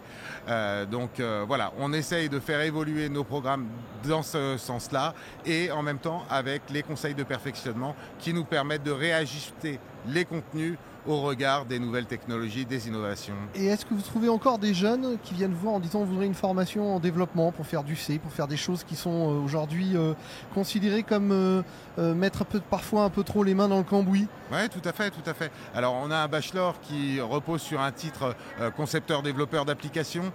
Moi c'est quelque chose que personnellement je développe aussi en formation continue. On fait beaucoup de reskilling. Donc on va aller prendre des personnes qui n'ont jamais fait d'informatique et les emmener sur un titre de concepteur-développeur d'applications à développer justement des sites web.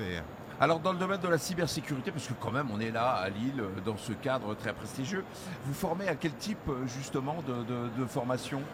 Alors, on a plusieurs formations. Donc, on va avoir notre programme ingénieur avec une majeure cybersécurité, mais on a également des bachelors, des masters et on a toute une offre de formation continue avec des programmes courts et des programmes certifiés. Alors, question quand même, parce qu'on va l'aborder, sur la diversité,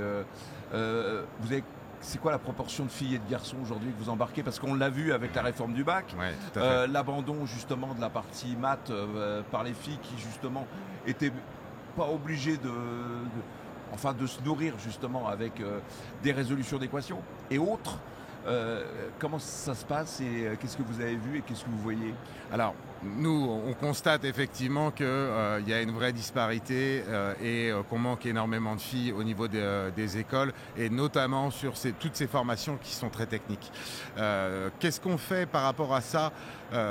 On va déployer, nous, ce qu'on appelle un dispositif qui s'appelle Programmeur, finalement, où on va proposer pendant les vacances scolaires à des lycéennes de venir sur 3 jours de formation et d'initiation au métier de l'informatique, notamment de la cybersécurité, pour leur donner le goût à cet apprentissage.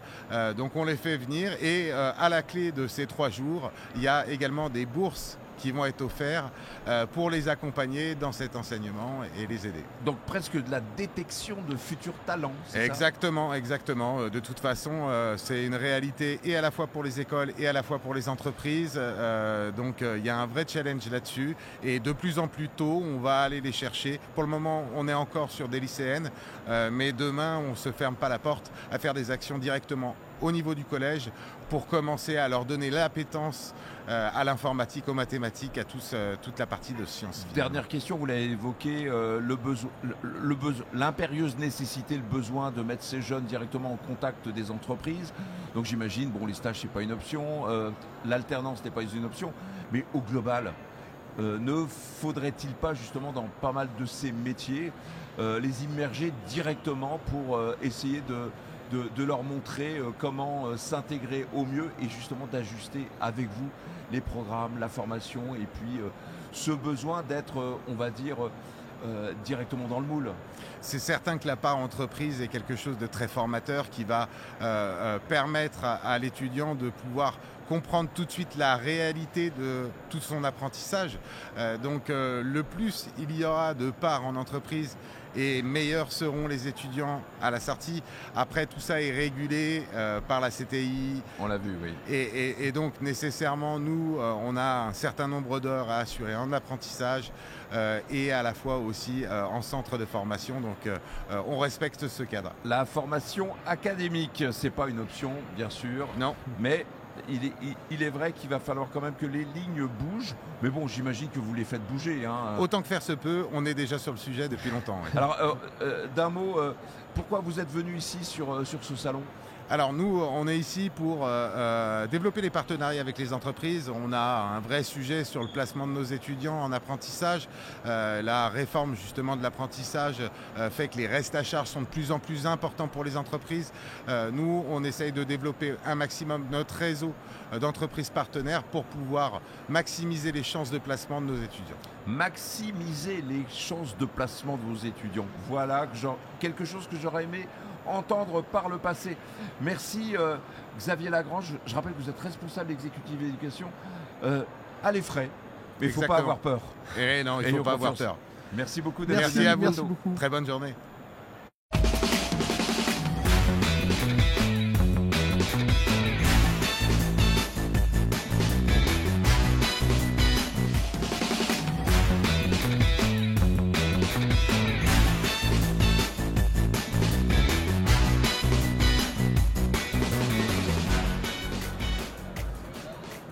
En direct du plateau d'IT for Business, Informatique News et Channel News, nous sommes toujours pour cette 17e édition à Lille à l'occasion du forum InCyber. Ça y est, je dis. Oui, ça tu as pensé. J'y suis enfin arrivé au bout de 3 jours. Non, c'est une vague plaisanterie, mais... Et nous sommes toujours dans cette séquence où on va parler du recrutement des talents.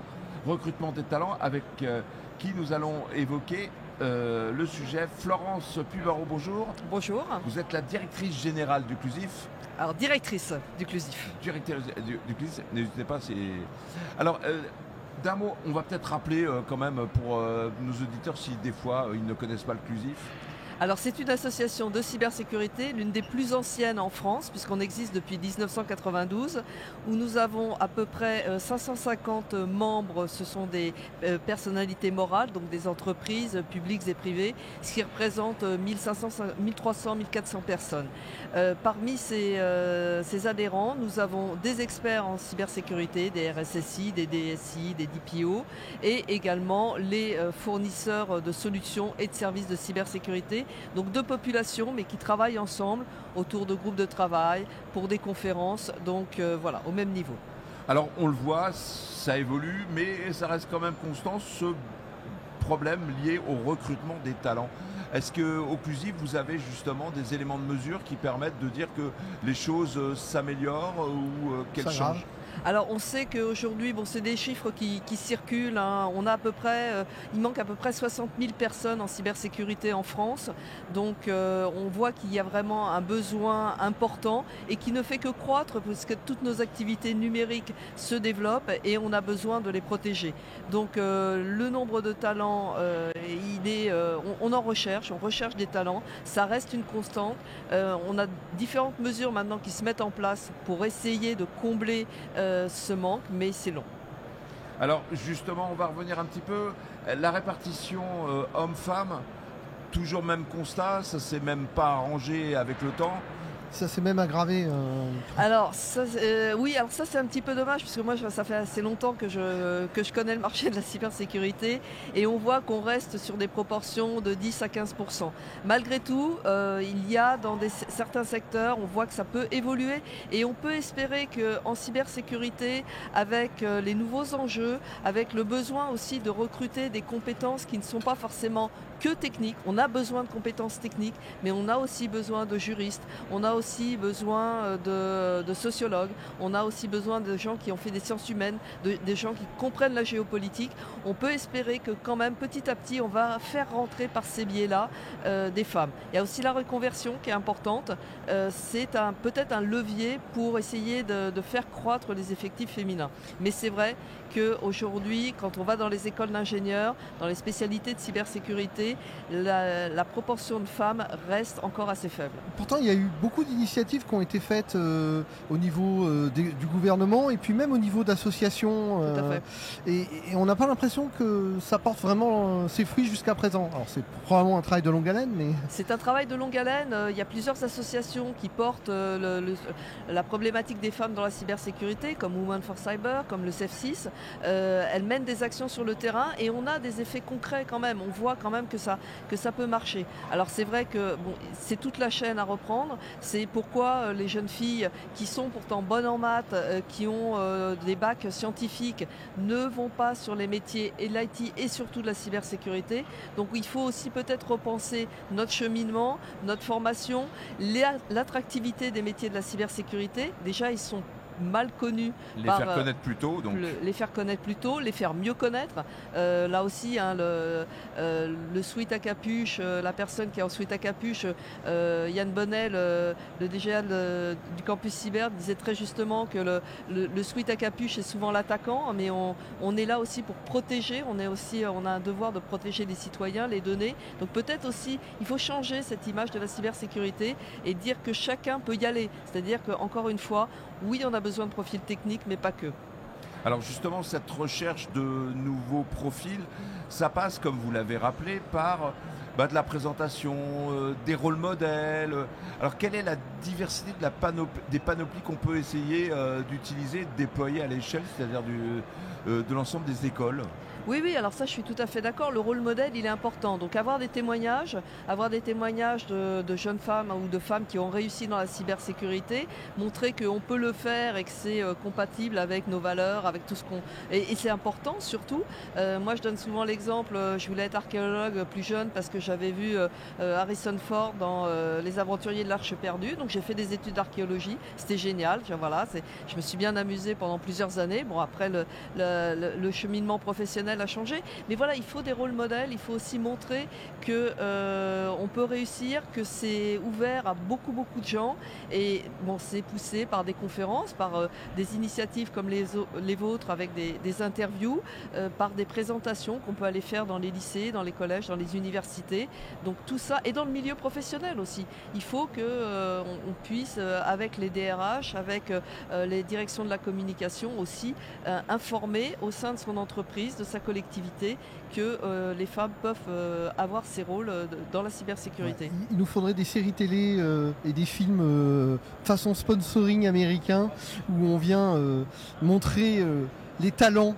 en action. Les talents en action et puis surtout le côté bon, quoi. C'est-à-dire que la cyber, c'est pas simplement ça fait pas que peur. Le gars qui va hacker, qui va mettre à bas la moitié d'un pays. Bon, il y a plein de séries, il y a plein de films, que c'est aussi le côté protecteur, c'est aussi le côté celui qui va sauver un peu nos citoyens, qui va sauver nos données, qui va sauver nos banques. Enfin, c'est le côté positif. On va revenir sur un sujet, c'est celui de la formation professionnelle, ou plutôt celui de la reconversion. Alors, il y a beaucoup de dispositifs, on en parle beaucoup, il y a beaucoup de bruit de casserole, j'ai envie de dire, mais la réalité du terrain, elle est où concrètement? Quand vous voyez aujourd'hui, vous avez des talents féminins qui tapent aux portes d'entreprises, qui tapent aux portes des organismes qui sont censés accompagner, comme France Travail, et moi, j'ai pas des échos très positifs là-dessus. Qu'est-ce qui manque?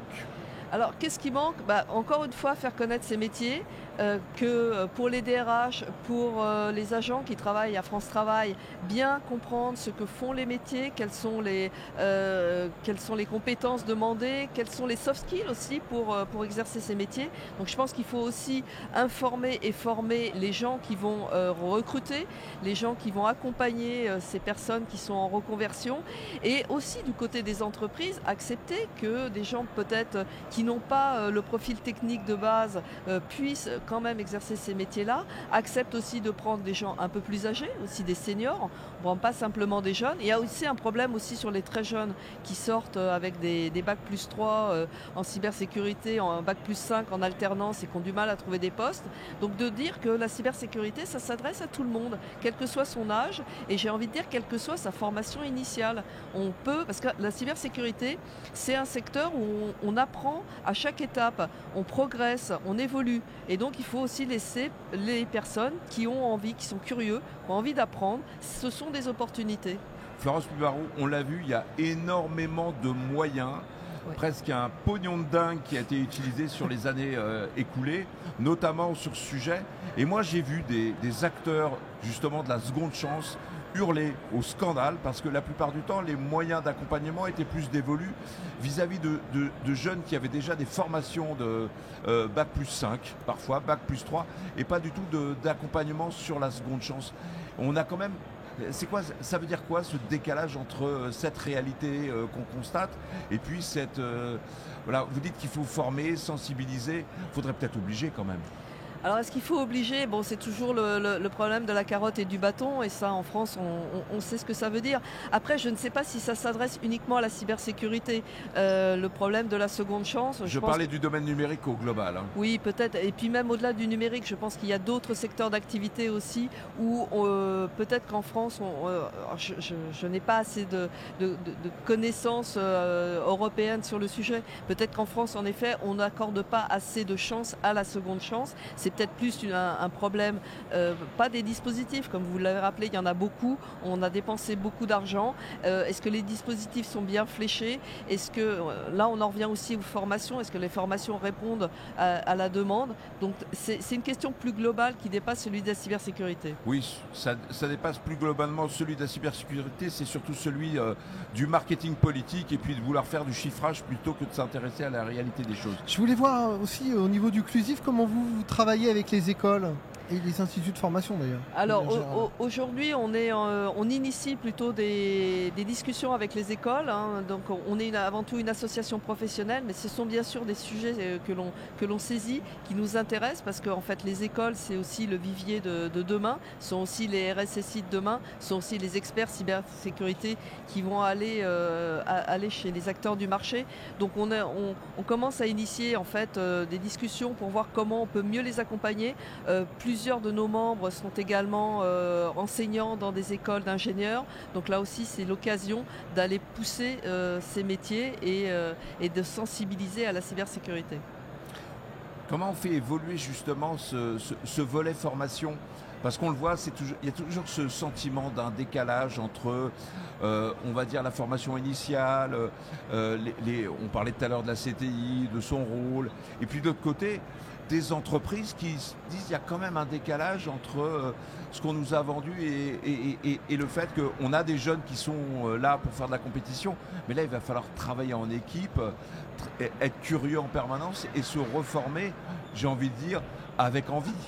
Oui, tout à fait, mais en même temps, il faut aussi donner leur chance aux jeunes. Moi, j'ai eu des directeurs d'écoles d'ingénieurs qui m'ont dit on a des alternants, on n'arrive pas à les placer en entreprise. Oui, notre invité juste avant disait qu'il avait exactement le même problème. Voilà, donc là, et moi je l'ai vu à Lille, puisque en fait j'ai discuté avec pas mal de directeurs d'école. Donc là, on se dit il y a un problème, 60 000 postes qui restent à pourvoir et on n'arrive pas à placer quelques dizaines, centaines d'alternants. Donc en effet, les entreprises, qu'est-ce qu'elles veulent? Elles veulent des gens qui sont formés, qui ont 2 ans, 3 ans d'expérience. Et l'alternant, il faut l'inclure, il faut l'intégrer. Et pendant 1 an et demi, 2 ans, il va falloir le former. Mais après, ça va être une pépite, ça va être une ressource. Donc il faut aussi que les entreprises se donnent un peu de temps. Alors en cybersécurité, on n'a pas forcément du temps, mais se donnent du temps à former aussi ces jeunes qui arrivent sur le marché. Donc là, c'est aussi... il faut développer dans l'entreprise le mentoring. Oui, le mentoring, c'est extrêmement important. On le voit, ça marche. Dans différentes associations, il y a du mentoring. Ça fonctionne. Aujourd'hui, il y a des gens qui acceptent d'être mentors de plus en plus.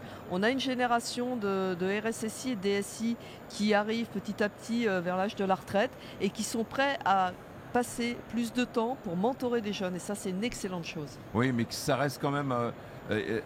une sacrée exception, puisqu'on le voit notamment dans les grands groupes, avec l'âge de départ en pré-retraite. Ça n'existe plus, mais ça s'appelle France Travail aujourd'hui. Alors Florence Puybarreau, donc on voit bien qu'on a toutes les chances pour réussir. Donc comment arriver à continuer justement de mieux s'écouter les uns les autres, c'est-à-dire que les entreprises prennent un peu plus d'alternants, les formations initiales, essayer de sensibiliser pour amener un peu plus de jeunes filles justement vers les mathématiques et justement cette cybersécurité. Là, l'action, elle est où? Parce qu'on nous parle d'équipe de France, de la cyber ou de je ne sais pas quoi. On n'a pas l'impression vraiment de cette soudure ou de cet engagement collectif quand même. Alors moi, je ne suis pas tout à fait d'accord. Je pense que là, aujourd'hui, il y a une volonté, bien sûr. Alors, il y a beaucoup d'acteurs, je suis d'accord avec vous. Mais les choses commencent à bouger. On en a tous conscience. Il y a urgence. Il y a urgence d'avoir besoin de ces compétences. Il y a 5 ans, il y avait très peu de formation en cybersécurité. Aujourd'hui, les choses ont évolué et tant mieux. Donc on voit que les choses avancent. Des manifestations comme le FIC sont aussi un moyen de se parler et d'échanger entre associations, parce que c'est ça aussi, c'est de travailler ensemble, de voir des éléments cohérents qui peuvent se mettre en place. Donc les associations sont là, les dispositifs sont là, l'argent, il est là parfois ou un peu moins, mais disons que je pense qu'on avance dans la bonne direction. Ça risque d'être long parce qu'on part de très loin, mais soyons positifs, disons-nous, on a la chance de le faire, on peut avoir la chance de le faire, on peut faire évoluer les choses. Bon, alors il va falloir être un peu moins impatient et plus mais au moins, indulgent. On peut faire évoluer les choses, donc profitons-en. Merci Florence Puybarreau. Je rappelle que vous êtes la directrice du Clusif, cette association qui maintenant accompagne ce secteur ô combien sympathique de la cybersécurité. Merci beaucoup. Merci.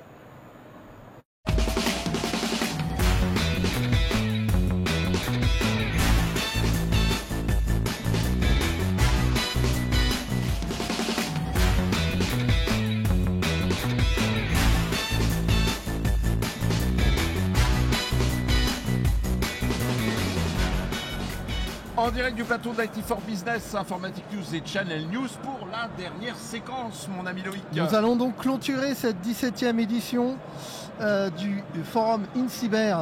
Et toujours à Lille.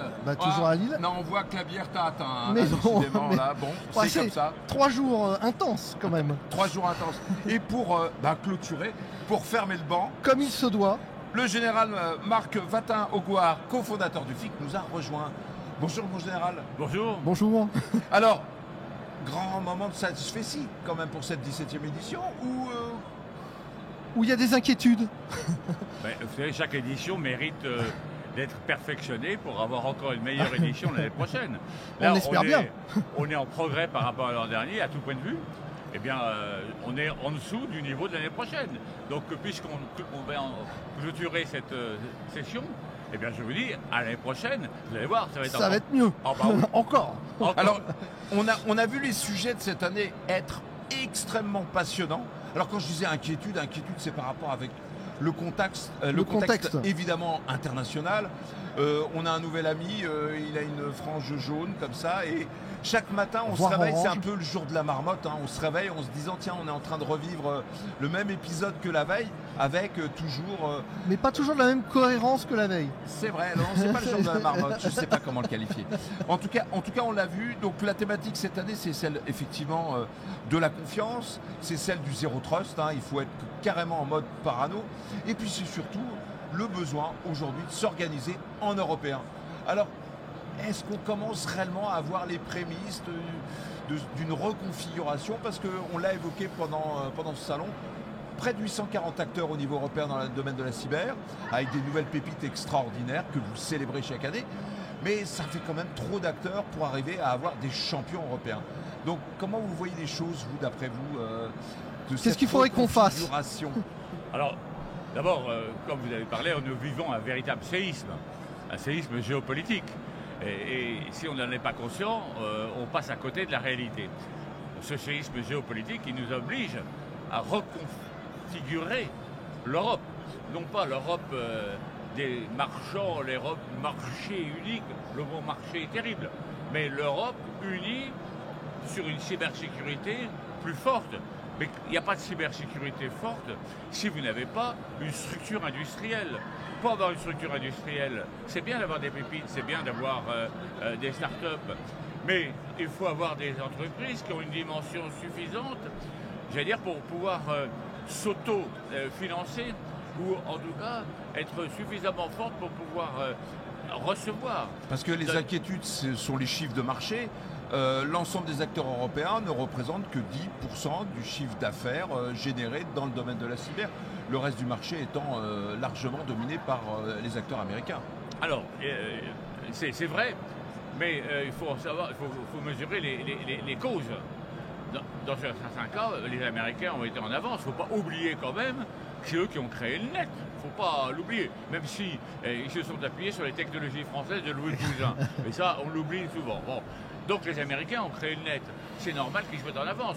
Toute la gestion du net, c'est les associations de droit californien, la ICANN, l'ISOC et le W3C. Donc on ne peut pas aujourd'hui nier le fait que les Américains soient en avance. Simplement, quand on a des administrations françaises, des entreprises publiques françaises, qui ne vont pas chercher par flemme ou par peur du risque des solutions françaises ou européennes, alors là, je dis que là, il y a un vrai problème. Mais le problème, il vient aussi des obligations européennes qui doivent être modifiées. On doit avoir un Buy European Act, c'est-à-dire comme on a un Buy American Act, il faut qu'on ait la possibilité, nous, de commencer à commander des produits européens, français bien sûr, mais européens, avant d'aller chercher ailleurs. Alors cette préférence européenne, on la voit quand même. On a eu la parole politique il y a à peu près quelques jours, notamment Clara Chapaz, qui est venue au sein de la DINUM nous parler de préférence nationale et européenne. En revanche, il y a quand même un sacré décalage entre les paroles et les actes. Et puis, comme vous dites, les conditions d'exercice du marché public dans lequel on ne peut même pas faire figurer Secnum Cloud auprès d'acteurs qui ne sont pas directement concernés par, on va dire, l'injonction qui avait été faite par Jean Castex sur le cloud au centre. Toutes ces questions juridiques doivent être effectivement tranchées, traitées. Maintenant, je vais vous poser une question. Vous êtes directeur des services informatiques d'une entreprise. On vous dit, il y a une solution Google, une solution Microsoft, et puis il y a une solution d'une start-up française. Qu'est-ce que vous allez faire? Vous allez réfléchir en disant, bon, la solution américaine, si elle foire, c'est de la faute des Américains. On dira, bah oui, j'y peux rien, leur produit n'est pas bon. La solution française, si elle foire, c'est de ma faute. C'est la faute du DSI. Donc vous voyez que là, il y a un vrai problème. Il faut montrer qu'aujourd'hui, il y a un droit à l'erreur, un droit à... Mais en plus, on ne serait pas dans l'erreur, puisqu'on a des produits de très grande qualité. Ce forum le montre. Simplement, la difficulté qu'on a, c'est qu'on a des entreprises qui n'ont pas encore la surface financière suffisante. Et qui sont parfois confrontés à des difficultés dans les levées de fonds, même si, on l'a vu, la France est en tête de l'Europe dans les levées de fonds. Simplement, nous n'avons pas, à mon avis, aujourd'hui, de fonds souverains. Et ça, c'est la faute gravissime de la réforme des retraites, qui n'a pas choisi une forme de capitalisation qui aurait permis de générer des fonds pour la high-tech. Vous voyez ? Et donc, tout ça, ça veut dire qu'il faut regarder tous les mécanismes. Vous savez, c'est comme si vous disiez, ma montre ne marche pas, c'est mon aiguille. Ok, mais l'aiguille, il y a le ressort, il y a le système qui permet de tourner et de remonter le ressort. Donc il faut regarder tous les mécanismes et se dire à quel moment il y a quelque chose qui grippe, à quel moment l'aiguille s'arrête au mauvais endroit. Mais derrière, il y a effectivement la peur du risque, comme vous l'évoquiez. Il y a aussi peut-être un problème de confiance. Le thème de ce salon, justement, c'est le Zero Trust, mais il y a aussi la confiance au-delà du Zero Trust. Est-ce que vous, aujourd'hui, vous avez confiance et dans nos acteurs et dans la cybersécurité elle-même, puisque si on revient 10 ans en avant, on en parlait en introduction, en ouverture le premier jour avec Guillaume Tissier. En 2014, il y avait eu un sondage sur ce qui était à l'époque le FIC, où 70% des gens qui étaient présents avaient dit la cybersécurité, c'est pas sûr que ça marche. Aujourd'hui, est-ce on peut suffisamment avoir confiance en cette cybersécurité pour que justement on puisse aussi aller chercher des petits acteurs français parce que cette confiance est là? Oui, alors déjà, il faut dire qu'en 2014, et encore aujourd'hui, le nombre de personnes qui savent ce que c'est que la cybersécurité, qui ont pris conscience de la cybersécurité, est encore léger. Mais depuis 2014, il y a des progrès qui ont été faits. On a fait des progrès. Ouais. Oh, il y a des nouvelles obligations, de la sensibilisation. Voilà, même chez les politiques, il y a eu des évolutions. Ça commence. Vous voyez, mon général, on a le 17 Cyber qui est sorti de terre. Je ne suis pas persuadé que beaucoup de Français soient au courant. Donc il faut quand même mettre des moyens extrêmement importants pour faire connaître des dispositifs qui sont là pour aider aussi bien particuliers, petites entreprises que petites collectivités locales et territoriales. Oui, alors si vous voulez, le problème, c'est qu'il faut repenser la cybersécurité. Aujourd'hui, on pense, pardonnez-moi l'expression, top-down. Vous allez voir, aujourd'hui, la cybersécurité, je vais vous expliquer, braves gens, prenez une feuille de papier et écrivez. Ça, c'est pas comme ça. Il faut partir du terrain. Les amis, quel est votre problème? Vous êtes connectés, vous avez eu une cyberattaque. Comment peut-on, à votre niveau, au niveau territorial, au niveau des territoires, penser une sécurité collective et collaborative? C'est ce que nous allons faire, nous, à titre, non pas expérimental, mais au Creusot, dans le territoire industrie du Creusot. On va le faire le 22 mai. On va rassembler tous les acteurs en disant maintenant, comment fait-on à notre niveau? Puis après, on va voir comment ça se passera au-dessus. Et je pense que c'est comme ça, en repartant du citoyen, en repartant de la petite entreprise, en repartant de la petite collectivité territoriale, qu'on va en quelque sorte faire naître un esprit cybersécurité qui part du terrain de la réalité. Mais il faut leur apporter également des solutions. Alors la bonne nouvelle, c'est qu'il y a beaucoup d'acteurs aujourd'hui qui apportent des dispositifs, on l'a vu avec Exatrust, certainement on va en voir d'autres, qui permettent de connaître à la fois et l'état de la menace de ces dispositifs à soi, et puis aussi l'ensemble des outils. Mais est-ce que c'est suffisant? Parce que le problème qu'on a, c'est qu'on aime bien NIS2, faire des injonctions, menacer en disant vous y allez de manière volontaire, parce que sinon ça ne va pas forcément bien se passer, parce que déjà ça ne va pas bien se passer si on est attaqué, déjà, mais ensuite on n'apporte pas de solution. La solution aujourd'hui, c'est d'apporter et du déploiement à l'échelle massif. Comment est-ce qu'on peut faire pour simplifier cette approche? Vous avez raison de souligner le problème, notamment pour les tout petits. Les petites communes, moi ma commune en Bourgogne c'est 1500 habitants. Comment voulez-vous? Alors elle n'est pas NIS 2. Mais, mais la communauté de communes, elle peut. Elle est NIS 2, mais juste à la limite, mais elle n'a pas beaucoup de moyens. Mais le pire, c'est que le syndicat des eaux, qui produit de l'eau potable, parce qu'il produit un produit considéré comme critique, devient NIS 2. Ça veut dire que quand bien même on ne serait pas collectivité territoriale NIS 2, par le service public qu'on apporte, on devient NIS 2. Quel est le problème? C'est qu'en fait, allez voir ma commune en disant, écoutez, votre cybersécurité, je la prends en main, ça va vous coûter tant. Le maire, il va dire, mais attendez, par rapport à mon budget, c'est impossible.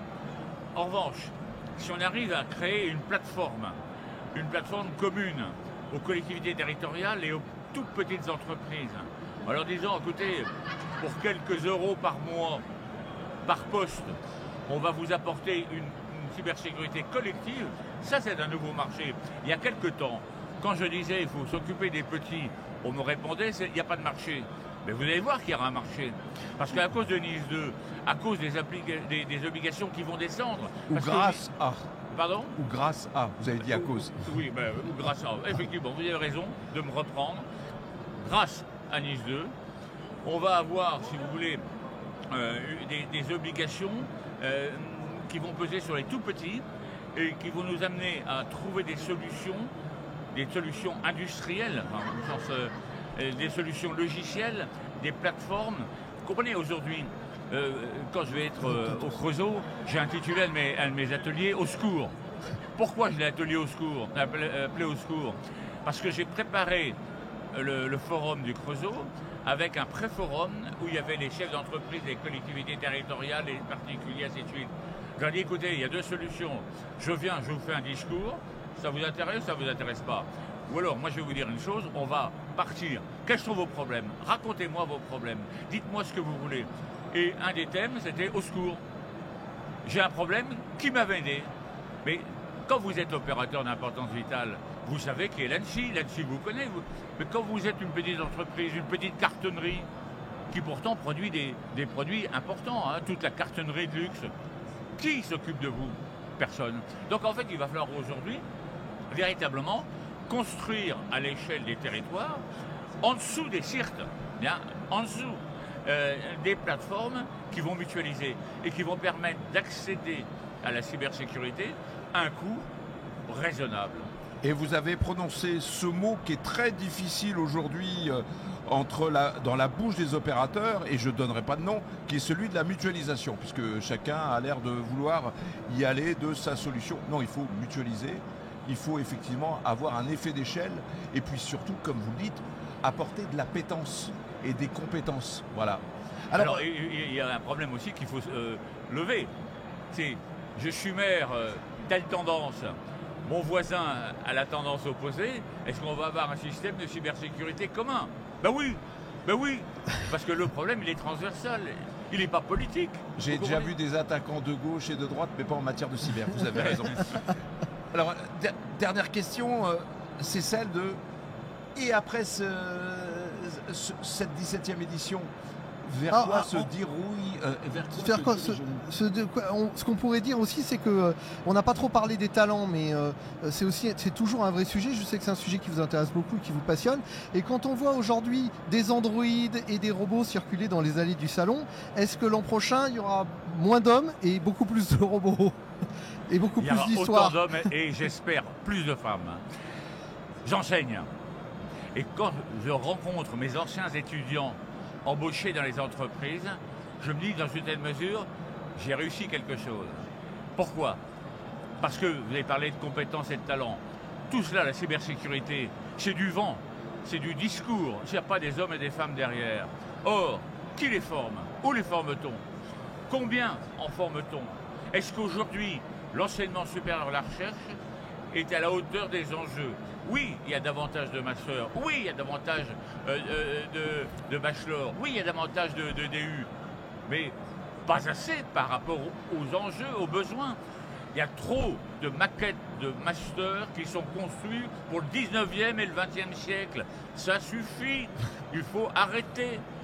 Quand le ministre de l'Enseignement supérieur de la Recherche, Patrick Hetzel, avant qu'il y ait eu la dissolution, avant le remaniement, pardon, oui. Il m'a dit, c'est quoi mon job? Je lui ai dit, il y a 3. 1, la compétence. 2, la compétence. 3, la compétence. Pas un diplôme d'État ne doit être distribué sans avoir une compétence cybersécurité adaptée à la matière. Un médecin qui ne sait pas la cybersécurité de son métier, dehors. Un notaire qui ne connaît pas la cybersécurité de son métier, dehors. Un juriste qui ne connaît pas la cybersécurité, dehors. Et tout est comme ça. Et il nous faut reformater toutes les maquettes des formations. Et c'est tout de suite. C'est pas dans un an, dans 2 ans, dans 3 ans. Or, on a un problème administratif. C'est que quand vous commencez à penser à un master, il faut passer par toutes les fourches codines. Qui va enseigner? Ah, le professeur Dupont a besoin de 15 heures, alors on va lui mettre 15 heures dans sa matière. C'est pas comme ça qu'on construit la jeunesse de demain. Vous comprenez? Alors, vous allez dire que je suis peut-être un peu excessif, mais moi je pense aux jeunes de demain. Et je dis que tous ceux qui aujourd'hui préparent des jeunes à l'avenir en partant des bases du passé, ces gens-là, ce sont des criminels. Voilà. Et je pense qu'il y a des choses qu'il faut revoir. Donc, urgent. Remettre la tête dans le présent. Bon, 17e édition donc, qui se clôture, 18e édition. Vers quelle trajectoire nouvelle on se dirige? Alors, dans ce monde de grande incertitude, c'est très vaillant de ma part de vous poser ce genre de questions. Je l'ai dit dans mon discours d'ouverture, il y a 3 jours, le New Deal numérique. Et quand vous regardez ce qu'est le New Deal, c'est vraiment un nouveau souffle, une nouvelle vision, une nouvelle direction, s'appuyant sur le numérique. Pourquoi ce New Deal? Parce qu'aujourd'hui, on est au milieu d'un étau, 2 mâchoires. La mâchoire des big tech, qui veulent construire la société sans nous, contre nous, mais à condition qu'on paye, et la mâchoire du Parti communiste chinois, qui veut nous encadrer et nous mesurer, nous évaluer en permanence. Nous, on est au milieu. Alors, qu'est-ce qu'on fait? On écarte les coudes pour empêcher les mâchoires de ressortir. En fait, pour écarter les coudes, il faut les serrer. Bon, c'est une image un peu... C'est pas mal. Elle est bon. Serrons-nous les coudes, déjà. Donc, ça, en disant maintenant, on va avoir une 3e voie. On l'offre, la 3e voie. C'est plus un discours. C'est une impérative orientation, une exigence. Oui, la 3e voie, c'est quoi? On va partir de l'humain, on repart de l'humain, et on va reconstituer tout l'espace numérique en se posant à chaque fois la question, ça, c'est bon pour l'humain, c'est pas bon pour l'humain. Et vous verrez qu'en faisant comme ça, on va offrir, pas simplement au niveau de l'Europe, mais au reste du monde, une alternative à cette, comment dirais-je, cette 3e voie, à cette côté complètement binaire, bipolaire, dans lequel on voudrait nous enfermer. Et donc pour moi, je voudrais que le thème de l'année prochaine, et ce sera sans doute celui-là, soit un thème politique. Alors au thème politique, je ne suis pas là pour faire de la politique, mais un thème politique au sens noble du terme. Je suis convaincu qu'aujourd'hui, alors que la politique est complètement décriée auprès de nos citoyens, c'est par le numérique, par une vision d'avenir, qu'on va remettre la politique en selle, qu'on va redonner du sens à la politique. Et on va dire aux politiques, où va-t-on? Montre-moi le chemin, mais va pas plus loin. Laisse le business s'occuper, laisse les entrepreneurs entreprendre, laisse les chercheurs chercher. Mais toi, dis-nous où on va. Bon, bah, c'est le mot de la fin. Engagez-vous, engagez-vous. Merci, mon général Marc Watin-Aguard, d'être venu nous rappeler un petit peu certaines fondations qui vont peut-être effectivement émerger dès aujourd'hui, on l'espère. En tout cas, merci d'avoir partagé ces 3 jours avec nous. Merci beaucoup. Et à bientôt, à l'année prochaine. Et voilà. À l'année prochaine, à tout le monde.